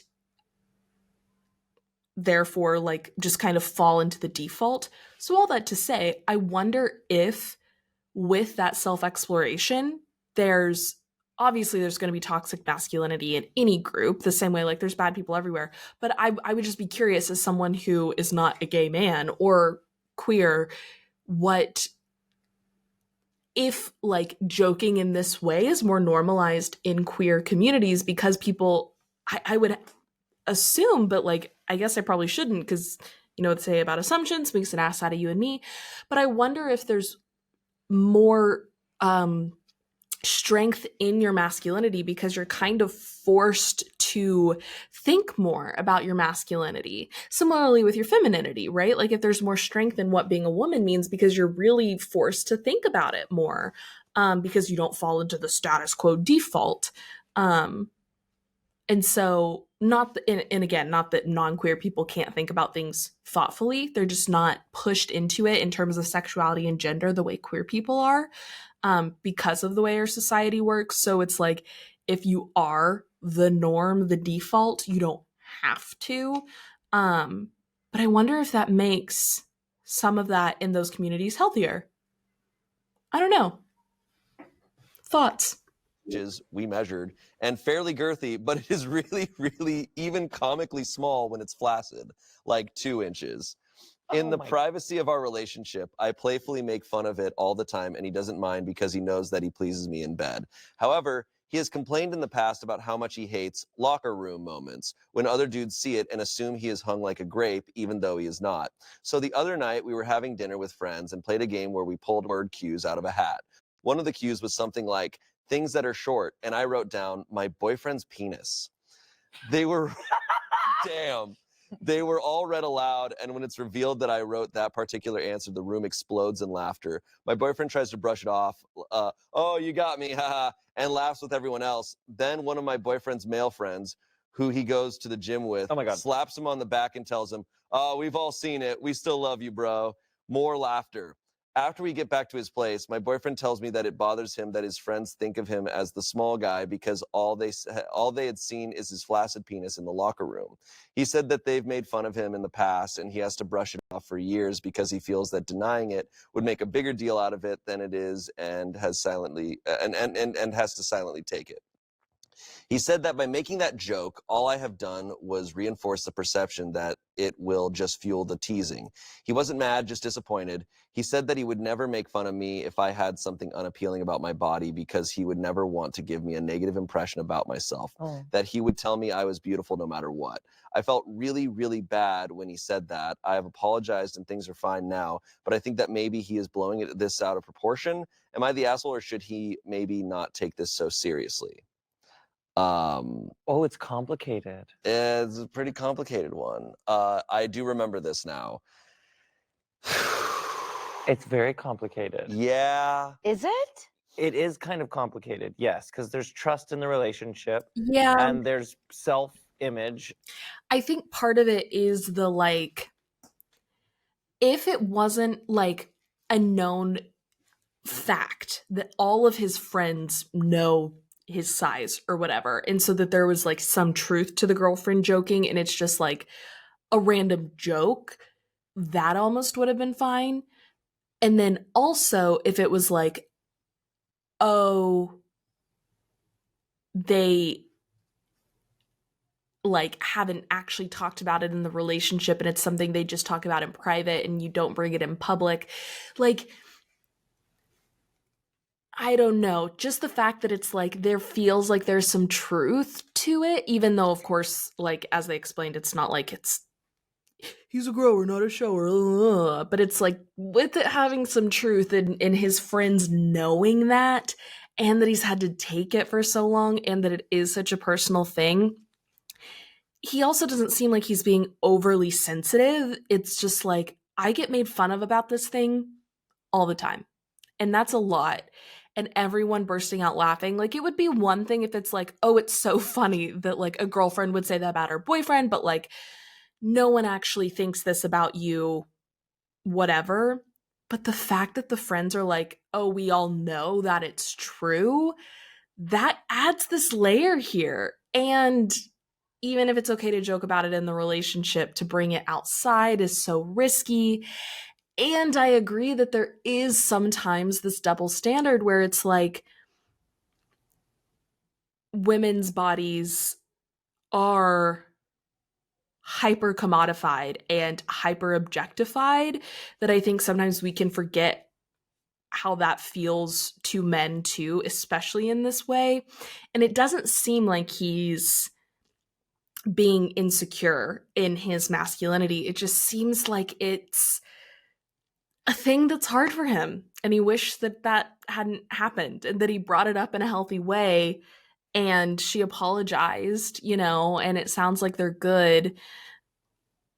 I would still feel really bad about this too, and I could so see myself doing something like that, thinking that it would be funny, but then realizing immediately after, like, oh, this isn't funny. I thought it was going to be funny and I actually really hurt someone. That's just one of those shitty things that's like, the more you know about someone, the more capacity you have to hurt them. And body image, and he's feeling inadequate, and she's helping to this inadequacy, even though it's not true, but the perception is true of him and his friends. And there's also like, he's like, I would never do that to you, so why would you do that to me? Yeah. I want to be treated the way I just got I a mosquito bite. I need right? to put And medicine these on it. I'll be people right back. who like maybe are growers, and then he's like, nah, the little they're trying to team up on him, and he feels ganged up on. Yeah. And she's adding to this. He's like, no, you're supposed to be in my corner. We're together. We're a team in this. Yeah. And you're also helping them. Don't do that. Have my back. Even if he wasn't a grower, tell him I'm a shower. You're in my corner. You're the one who knows. Tell everyone I'm a shower. Just show it off. Show off a little bit. Yeah. I don't know. Yeah. But then there's also like take a joke. Like you say you have a 7-inch. Sure. You got it. You don't need to show. You don't need it. You don't have to prove anything to anyone. Not you doing this. Like go. Like that's a perfectly sized 7 inches is perfect. You have nothing to prove. You have a girlfriend that loves you. Who cares? Get over it. Yeah. I guess You are enough. you are enough. I just think in most situations, I feel like going back to like rules, I think a good rule to have, unless you really are a couple who has established that this is not necessary and you're both cool with it, making fun of your partner's genitals in front of a bunch of people is probably 99 times out of 100 not good. Like not gonna go over well. I also we do a ton of comedy here at SMOSH and we've done it for years. I kind of for myself have just learned like jokes about people's bodies just rarely good. Rarely go well. And most of the time hurt. Good rule of thumb. So it's because it's just something you can't change. There's such a way to do it too. Yes. I think I made a short joke even about you, about a couple people at SMOSH. There's such a finesse, like you have to do it in such a joking way that you're like. There also has to be, it depends on the conversation because like I bring that stuff up, right? I make that joke and I own it. And if we're in that space and it's coming, there's still has like an element of respect in it. Trust too. But, Trust. and that's also, this is like as vulnerable as it gets in this story, right? It's really, and like as a dude, I mean, it's just the most intense thing. Well, it's also, this is one of those things, it's similar to, I'm sure there's comparisons for women, but it is really one of those strange things where it almost matters because it's in front of a bunch of bros. Yeah. Strangely, like a straight man in front of his bros almost matters more than if you're in a room full of women because it's like, dude, I don't want my bros to know that. That's what it felt like it mattered when the friend piled on. Yeah. Not when she did something. It was when his buddy. So that was my question. What's going on in these locker rooms, really? He's just not. So what's like? He's not hard, so it's not big, so they only see it when it's small. Yeah. They're not really. And they're making fun. No, they're not really looking, but you can kind of when someone is like hanging, you're gonna see it. If it's just like little, it's little. It's just like you can't not. It's peripheries. It's like I can see. Computer over there. I can see. Like I can see things. And you're talking. And you're talking. You're doing shit. I get what part of me wants to be like, well, you should show them what it's like when he's not. But then that would enter in the whole other additional like, oh, bro, why are you turned on right now? Ugh. But yeah, these things they always think it's small. But he never told her that they've ever made jokes, so that might have been the first moment. But then they pile on when she makes that joke, and he goes, "We've seen it," or something like that. I think what probably hurt him is he was like.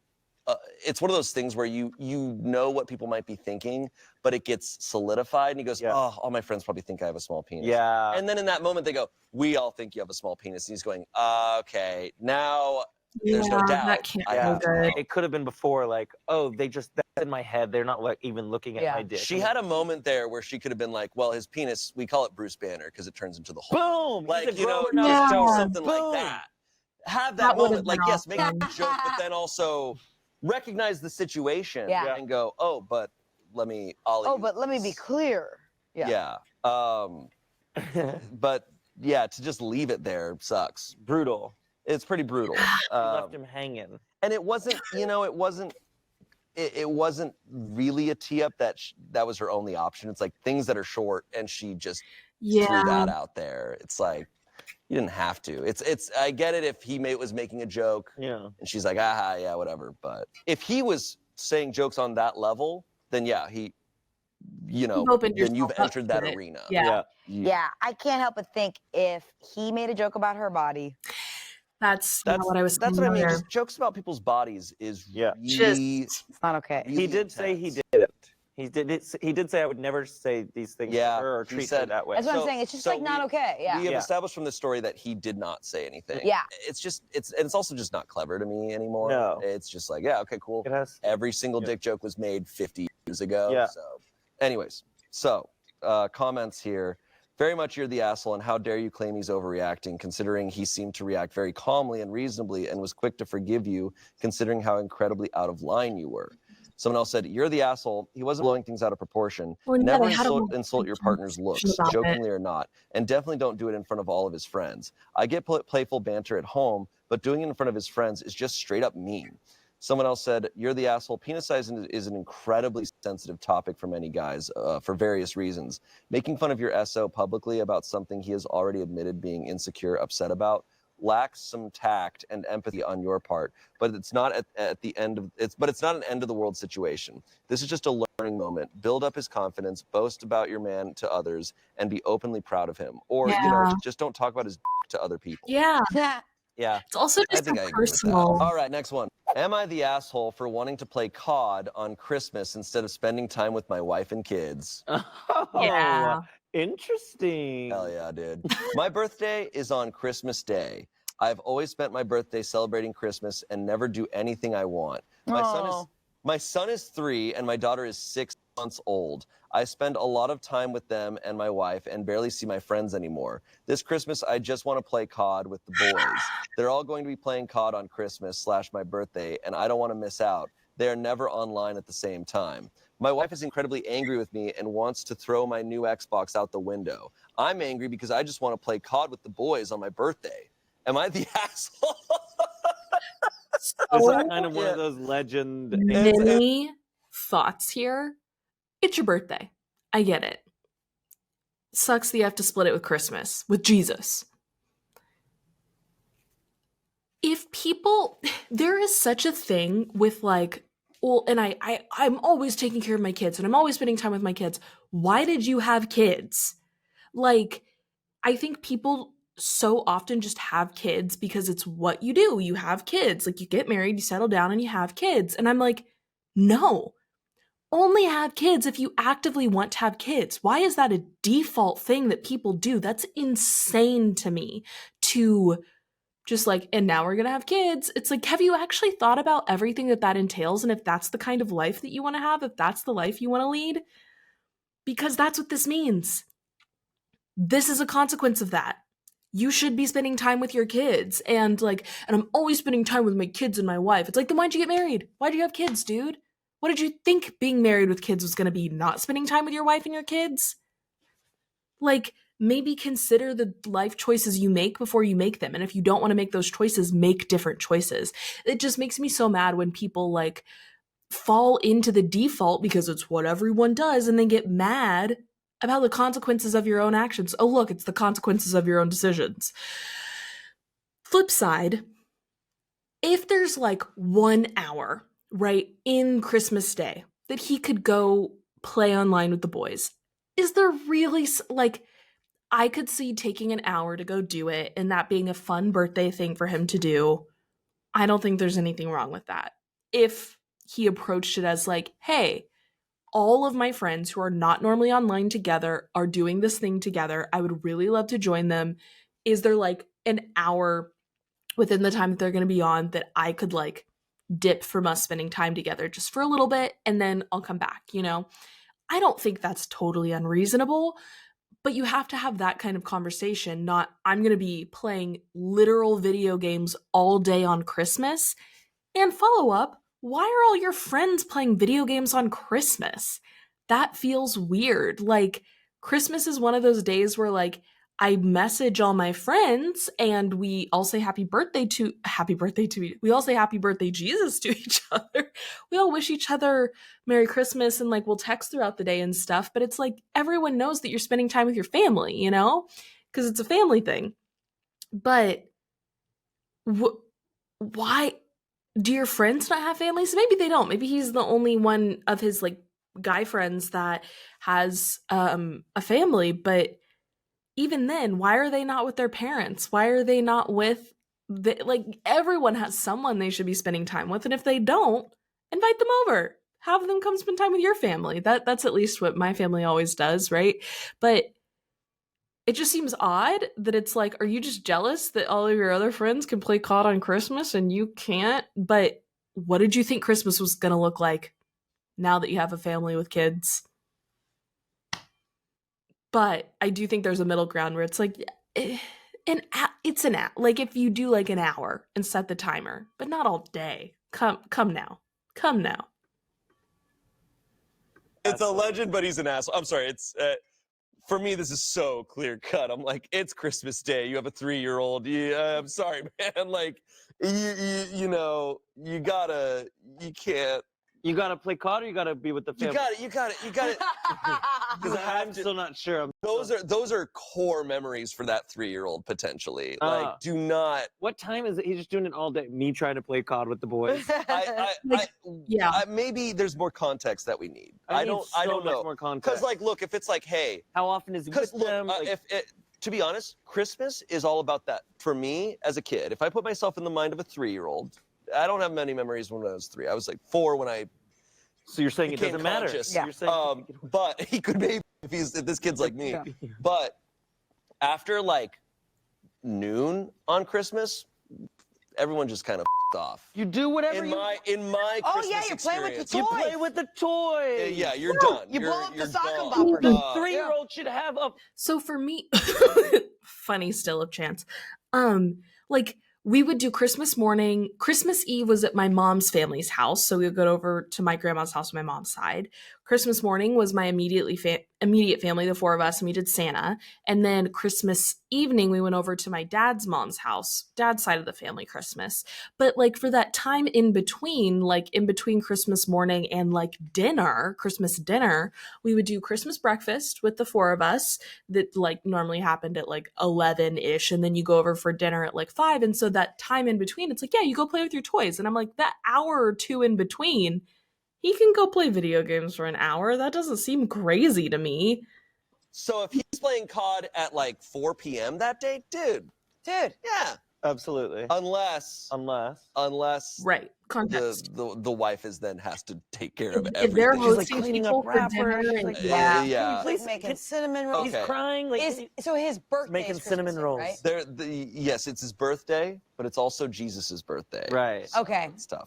This feels like one of those toxic people, not toxic, but this feels like one of those people that has a tie to the birthday itself. Yeah. You know what I'm talking about? Where he's like, it's the day. I have to do something on that day. Like, can't you take the day after to play Well, COD? because all of his boys are playing COD. They're all playing today. Which also, it's And they're probably it's all with their suspect that family. But I can't guess- we celebrate your birthday the next day and play COD the next day? They don't have work. It's Christmas and his birthday. But I assure you that the next day you don't go back to work, right? Yeah, but his boys, typically no. I don't know. It depends on what they do.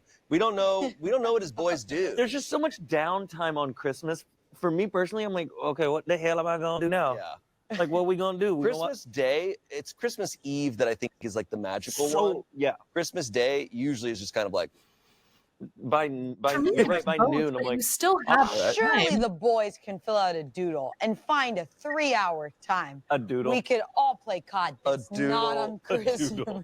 let's see the comments here. You want to spend your daughter's first Christmas playing COD with the boys? Your friends and your birthday his should not be daughter's more important first than, Christmas. to you than your children. You're the asshole. Someone said, his daughter is 6 months old. She won't remember. Fair enough about the point on spending Christmas with family, but he's allowed to have different values. Millions of people don't celebrate Christmas and they have happy families. Someone responded to that saying, if his post indicated that he didn't celebrate or recognize Christmas for a religious reason, my response would have been quite different. I didn't tell my Jewish or Muslim friends they have to spend Christmas with their families. He doesn't have to like Christmas, but if everyone else in his family does, and there is no specific religious objection, then he needs to work with his wife to meet everyone's needs. Yeah. Wife Someone and said, him need to work gentle, together. you're the asshole. It's tough having your birthday on Christmas. However, you have kids. You can play COD with the boys, celebrating your birthday on the day before or after Christmas, or any other day. But you can't celebrate Christmas with your kids on any other day. See if your friends can reschedule. Yes. Someone said, for f***'s sake, these selfish dad posts need to stop. Yes, you're the asshole. Have some f***ing common sense. If you don't want to be a husband and father, don't get married and don't have kids. Holidays are for families, for the kids mostly. Yeah, you know what? And I think it's just so indicative of the pattern that is like dad gets to fuck off and do whatever he wants because mom is there to take care of it. Like that just shouldn't be the standard. That shouldn't be the status quo. But if they work out an agreement because it is his birthday. I'm like, again, that's fine. They just need to talk about it. And it shouldn't just be assumed that he's like, well, I want to do this thing, so I get to do this thing. It's like, no, you have a partnership now. And you literally have two other humans that you're responsible for taking care of. And it is one of his kids' first Christmas. Like, that's crazy. It's their first Christmas. Again, I still think you could find like an hour that day. And if for whatever reason it's the only day that all the bros can get together, like, you should be able to find a compromise. But your kids just have to come before everything when you have kids. That's just how it works. You're raising human beings. And if you didn't want to sacrifice everything for someone else, don't have kids.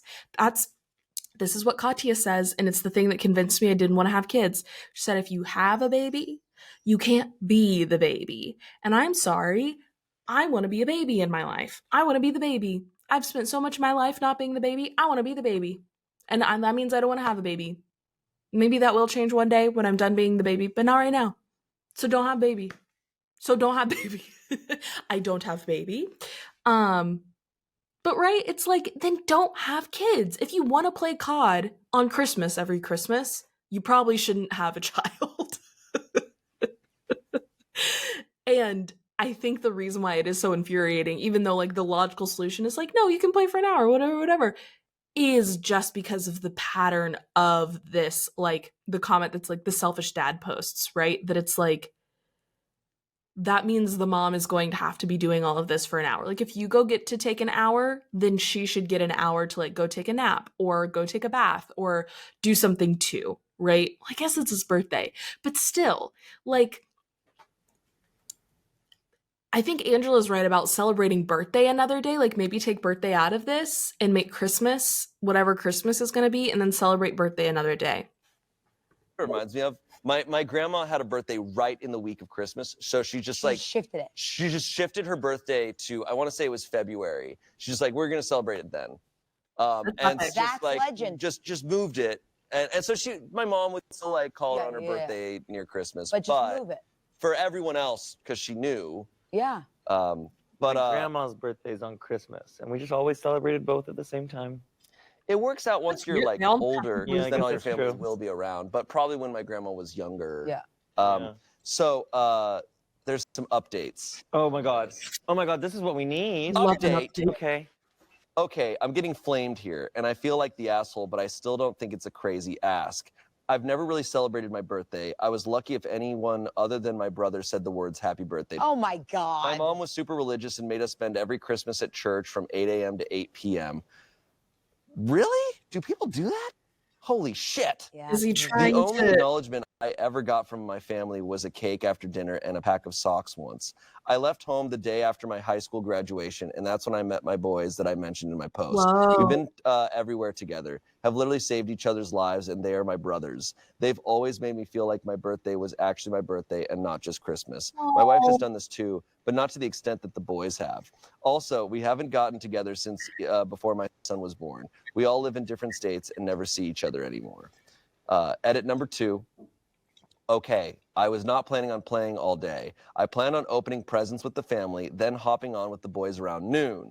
I get what everyone is saying, but I still don't think it's a big ask. Family time is incredibly important, but I happen to think that COD with the boys is too. He did that emoji. So that kind of fits in with what I was saying. Yeah. Around noon, Around noon, clock in a little. it's like, okay, man. Hey. Where we dropping? Edit number 3. Thanks for the input, everyone. To clarify a few things, I will not be helping with dinner.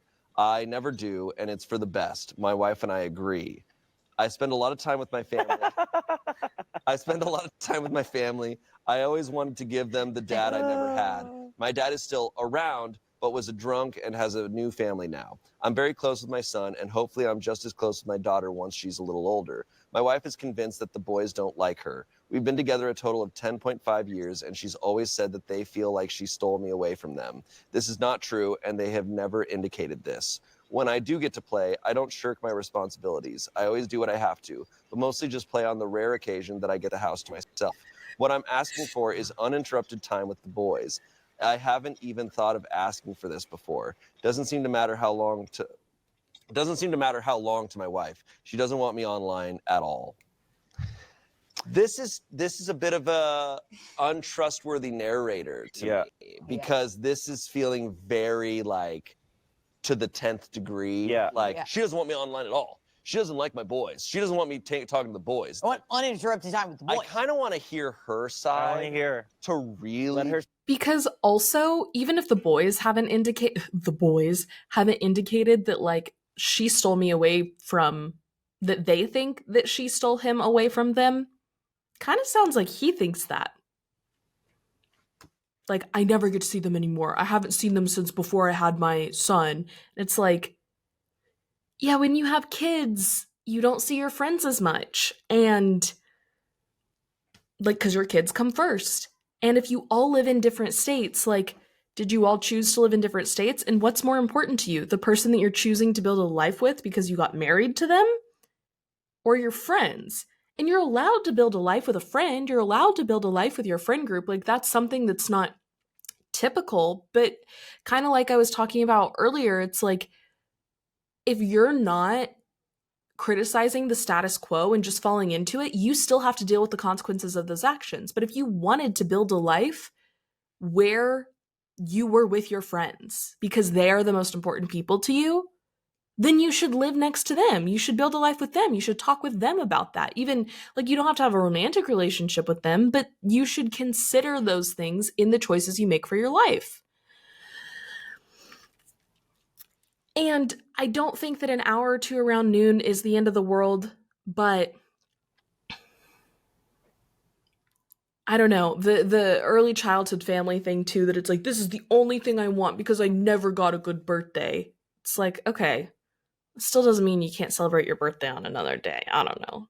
If everything he's saying is true, that's horrible, and that sounds like bad, and like church 8 a.m. to 8 p.m. like in a family that is religious to that level, I would have to imagine some other negative things are going on too. But like, when you're an adult, you have to take responsibility for your life. You are now responsible for your healing, and while you don't get to control the cards you're dealt, you are responsible for how you handle them and how you move forward and how you grow. Judge this because this feels very emotional coming especially from where he's like, oh, she doesn't want me helping with dinner, and she's like, no, she's like, please cut this onion. It would be so helpful if you unloaded the dishwasher. Cut the onion. My wife and I unload the dishwasher, please. My wife and I agree that I shouldn't do anything in the kitchen. Yeah. No. Did she agree to that? Who said that? Maybe. Who said that? Maybe. But I would. That's so I can't true. I can't take this post That's at good. face value. That's really good. Also, it just feels like his attachment to the boys feels a little saying attached. He ran away from home. He's saying he hasn't gotten together for it. Also, you know what I will also say, because I get this a lot in these Reddit posts, giving his whole family backstory. It's like, cool, man, that this is the situation today. Yeah, exactly. I get your whole family backstory. Your wife has a whole family backstory. I'm also hearing your dad has a new family and you ran away from your family. You need family, bro. Yeah. You need family. It's like, cool. He's like, you're throwing out a bunch of things to make us just feel bad side for with you. you. Yeah. As opposed to talking about what you didn't give was how long you're planning to play today. Yeah. What chores, what responsibilities your wife is gonna have all day today. Yeah. What your wife maybe is already planned for your birthday this week and Yeah. everything. He's not giving us any of the important information, but he's giving us all the information to like bolster his Totally. Like, I earned this. side. I earned this. Yeah, it's a little lightly, as far as a Reddit post goes, it feels a little manipulative towards the commenters of like, Yeah, like if I was cooking Christmas dinner and I had a partner who was just playing video games, and then he stumbles out from the cave to eat Christmas dinner with me and our kids, and then was like, cool, thanks, hun, and then went back to playing video games. No. Like, that's insanity. But if he was like, hey, the boys are going to be on from noon to 1. I would love to play. Can you take care of the kids at that time? Once I'm off, I will take care of the kids while you go rest and take a bath. And I don't know, maybe she wants to play video games too. It shouldn't be so gendered, and, you know, whatever she wants to do for an hour that day. And then they'll celebrate his birthday another day. like Here's why you're wrong. all this stuff. Before you answer, am I the asshole? Know that I'm a good guy. It's one of these posts. It's a post where I'm like, hey man, did you really want to post on here? Like, do you actually want an opinion? All right. I just wanted to hear you Guys, right. this is the last story. Okay. It is the most insane story. Am I the asshole for telling my boyfriend's mother she raised a fucking sociopath who needs to be in a facility? So I, a 26-year-old woman, have a boyfriend who's 24, and recently he got into a dispute with the neighbor's kids. They accidentally kicked their football into our yard, and they came into the garden to get it back. To be honest, I didn't care, but my boyfriend started screaming at these, 11-year-olds about how they are poorly raised and their parents should be ashamed. I was fucking mortified. I sent the kids some chocolates and sweets and apologized profusely for his behavior. I was seeing red flags and told him this behavior was not normal. He kind of brushed me off, and I told him if he pulled anything like that again, he was gone. The next week, the ball came into our garden, and I was about to throw it back to the kids when my boyfriend stormed outside and took the ball inside. I told the kids that I would bring it back in a minute. He went into the bathroom and emerged 10 minutes later wearing gloves and a football covered in shit. His own shit. What the f***? I asked him if he was out of his fucking mind, but he stormed past me and threw it over the fence screaming, "Take that, you bitches." Shane.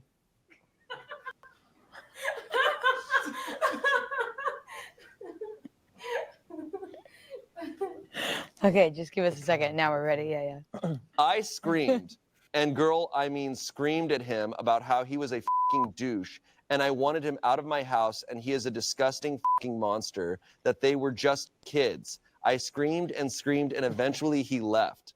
I deleted all his games off his PS4 and gave it to the kids as an apology. I was so embarrassed. My ex-boyfriend's mom messaged me asking what happened, and I responded with, "What happened? What happened? Yeah, right. You are a pathetic excuse of a woman who raised a fucking sociopath. Wait, Who covered a football in his own shit and threw it at some kids, and he needs to be in a facility because something is wrong with him. And God knows how I hadn't seen any red flags about the fucking monster you raised during the 7 months we dated. I know I am in the right for what I did to my boyfriend, but am I in the wrong for snapping at the mother for something she had no direct involvement in?" Yes. So that's football. Look, Wow. man, I know there's a lot of fake stories on Reddit. This one, I believe, because it's just the details of it and the way it is layered, and how she's like, I'm not the asshole for this stuff. Am I the asshole for how I reacted to mom? I'm like, I think this is real, man. And it's nuts. This goes dude. I just Do you think it was on top of the ball or all around? I think it was the ball? all around it. So he had to put his hands to. That's why the gloves. That's what the gloves were for. The gloves, you know what? Somehow the gloves make it worse for me, because I'm like, yeah, that makes it more clinical. Yeah. That makes it more calculated. I'm like, he literally was there was intent. There was so intent. mad. I was so mad. I shit on a ball. They're kids. I mean, I don't disagree with her that it's you need to calm down. This is crazy. But when she was saying, I saw signs and there were red flags, this is something Shane has said in other Reading Reddit Stories episodes. But it's when people are like, I just didn't even know, or I didn't know they were capable of this. It's people don't just turn on a dime like that. You have to have seen something. And maybe this is the worst thing and you didn't think they were capable of this and you've never seen them interact with kids, and right? But it's and love is blind, it makes you can cover up a bunch of red flags when you're in the middle of it. I get it. But for someone to do something that extreme and you to not recognize it, and then to go off on the mom, it's that's unfair. No. I got gloves from somewhere, probably weren't in the bathroom, and covered a ball in shit. That's insane. I'm begging you. I really want to read her monologue as a monologue to her mom. You know what I mean? What happened? Okay. Give it to us. Thank you. I'm auditioning for the University of Michigan's musical theater program. Okay. So you have to be his ex-boyfriend. Ask me what happened. His ex-boyfriend's mom. So what happened? What happened? No, it's too much already. Okay. I don't understand. What happened? What happened? What happened? You are a pathetic excuse of a woman who raised a f***ing sociopath who covered a football in his own shit and threw it at some kids who needs to be in a facility because something is wrong with him. And God knows how I haven't seen any red flags about the f***ing monster you raised during the 7 months we dated. And then it cuts back to the theater room of the Oscars, Yeah. and it's on you, and you're like, yeah. Thank you. This so doesn't make funny. sense at all. Like, No, what it's a really weird, bad. what a weird. Angela Giratana, poop ball. And the Oscar goes to Octavia Spencer. Thank you. I botched that because it doesn't make any sense. The Well, weird. I think it's more. It's like almost like, are you serious? Why she's in this? with You his know mom? exactly what I think. I think she's in a bit of shock right now. The woman is saying, "What happened? Oh, he told you, and you're still taking his side. What happened to me? No. What did he tell you that you're saying what happened? Because you clearly already know something happened." So I needed to do some scene study before that. Yeah, it's okay. We'll workshop it. Some That's comments. interesting. That's how he read You're, that. you're the asshole for sending the message because I'm sure she would have maybe understood how angry you were if you came across nicer. Yeah. But wow, I can't even imagine being in That'd your get position. used for a Has he woman done anything like this crazy thing to before? tell someone. Edit. I did not mean that OP is the asshole for the entire situation. It's a very soft, you're the asshole. Sorry for any confusion. OP responded, no, I always thought he was calm. It came completely out of the blue. Someone else said, everyone sucks here. Your ex is a madman. And yeah, I'm all for dumping his ass and kicking him out of your house. Yeah. But his PS4 was not yours to give away. And to be honest, while it's possible Oh. that mother did a terrible job raising him, you yelled at her and berated her for stuff her grown-ass adult son did. That's super uncalled for. OP responded, Yeah. I paid for the PS4. Okay, so that's Oh, so good. that's cool. Yeah. Come on down to the K. Oh no. Reminder, he's 24. Like, Yeah. Oh no. fully grown.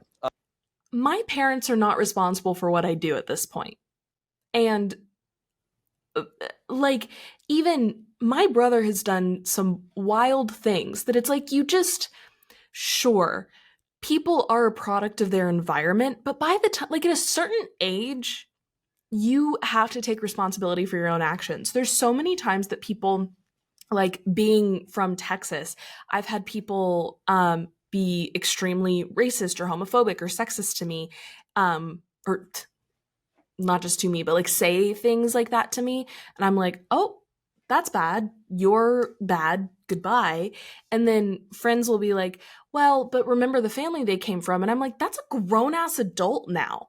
If they were like 12 or 13 and said something racist because they came from a racist family, it's like, maybe I would have some more grace for that, because it's like, it's not that kid's fault that they were raised in a horrible environment that conditioned them to think that way. But at a certain point, and I think it is maybe slightly different for everyone, you are responsible for your beliefs. You're responsible for the way you act, and your actions reflect on you. Should the mom be disappointed that her son did this and ended up this way? Yeah. But like, you don't know what's gonna transpire, and to like, pathetic excuse for a woman is a crazy thing to call someone. Maybe this girl, it sounds like she was just off her rocker because of the whole thing that happened being so crazy, but like, not mom's fault. That's, even if you're like, how could you have raised someone to do this? Like, I don't know. Like, how would anyone have intentionally raised someone to shit all over a football to throw at 11-year-olds? That just seems...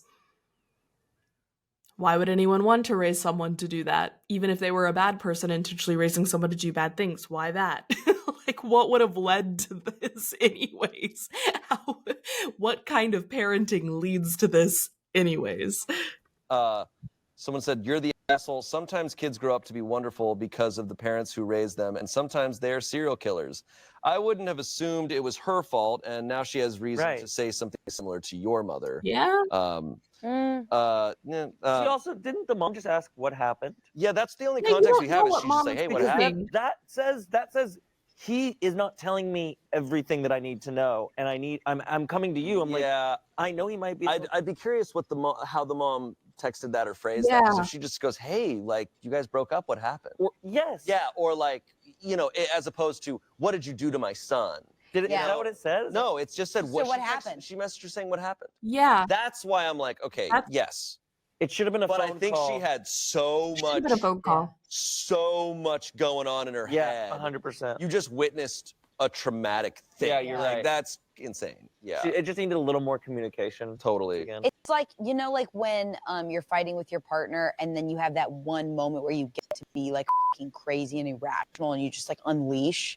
It happened to his mom. Like, you know, like she didn't do it to him. Well, she's probably scared of him for good reason. He covered a ball in shit with gloves. Yeah, I gotta be honest. If I watch someone cover a ball in shit and throw it at some kids, I'm probably not gonna try to. No. I'm probably gonna be like, I'm out of here. So she was like, let me scold your mom instead of him. Yeah, I get that. I don't get that. I mean, I get it, but I don't. I don't. Yeah. It's not the right move. No. No. Bro, the perspective of those kids. Yeah. Those kids had a Stranger Things like story. This is a kids on bike situation where they're like, dude, we all experience something together that will bond us for life. Yeah. You're never forgetting. If an evil clown comes out of the sewer, they're gonna be like, we got this. We have handled way worse. Those kids are gonna be all right. I mean, holy dude. Shit, when you get this ball. It's a bit of a gift to those kids. Those kids, they're going to meet up when they're 40 years old and be like, poop ball, dude. Yeah, dude. Poop like, ball. what's up? How are you? Yeah, we've been through the shits together. Yeah. And it's like, too, when they come back as adults. Well, that's poop ball. That's some of the, those are some of the best Twitch classics. Those are some really good ones. That's like reading the Old Testament. They're very good. Reading them for the first time live on Twitch was insane because it's like, whoo, and you know, but you're getting the chats like interaction. Whereas nowadays we do these and then I see the comments and sometimes comments point out something that I'm like, oh man, I didn't think of that, or oh man, I was wrong there. But it's a blast. It's a total blast. Gosh, this show and these people. But these people are everywhere. Yeah.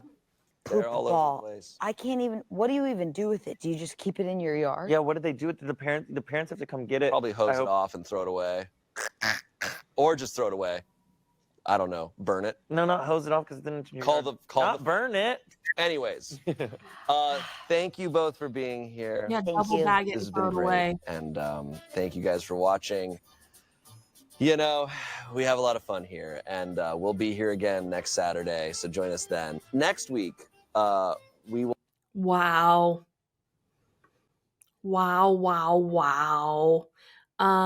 Definitely, please go support SMOSH. Obviously, I really enjoy their content. I think that the community they've built over there is really beautiful. Yeah, so go support SMOSH. And they do reading Reddit stories every Saturday. There's a whole catalog of really amazing ones. So if you enjoyed this, there's plenty more over at SMOSH Pit. So thank you, SMOSH, for this beautiful thing that you've created. And that rounds out our portion of coherence, of the coherence matrix that we are working through today. That is the other that manifests as community. That was the way that we discussed community today, to how we connect with each other and relationships and all of that good stuff.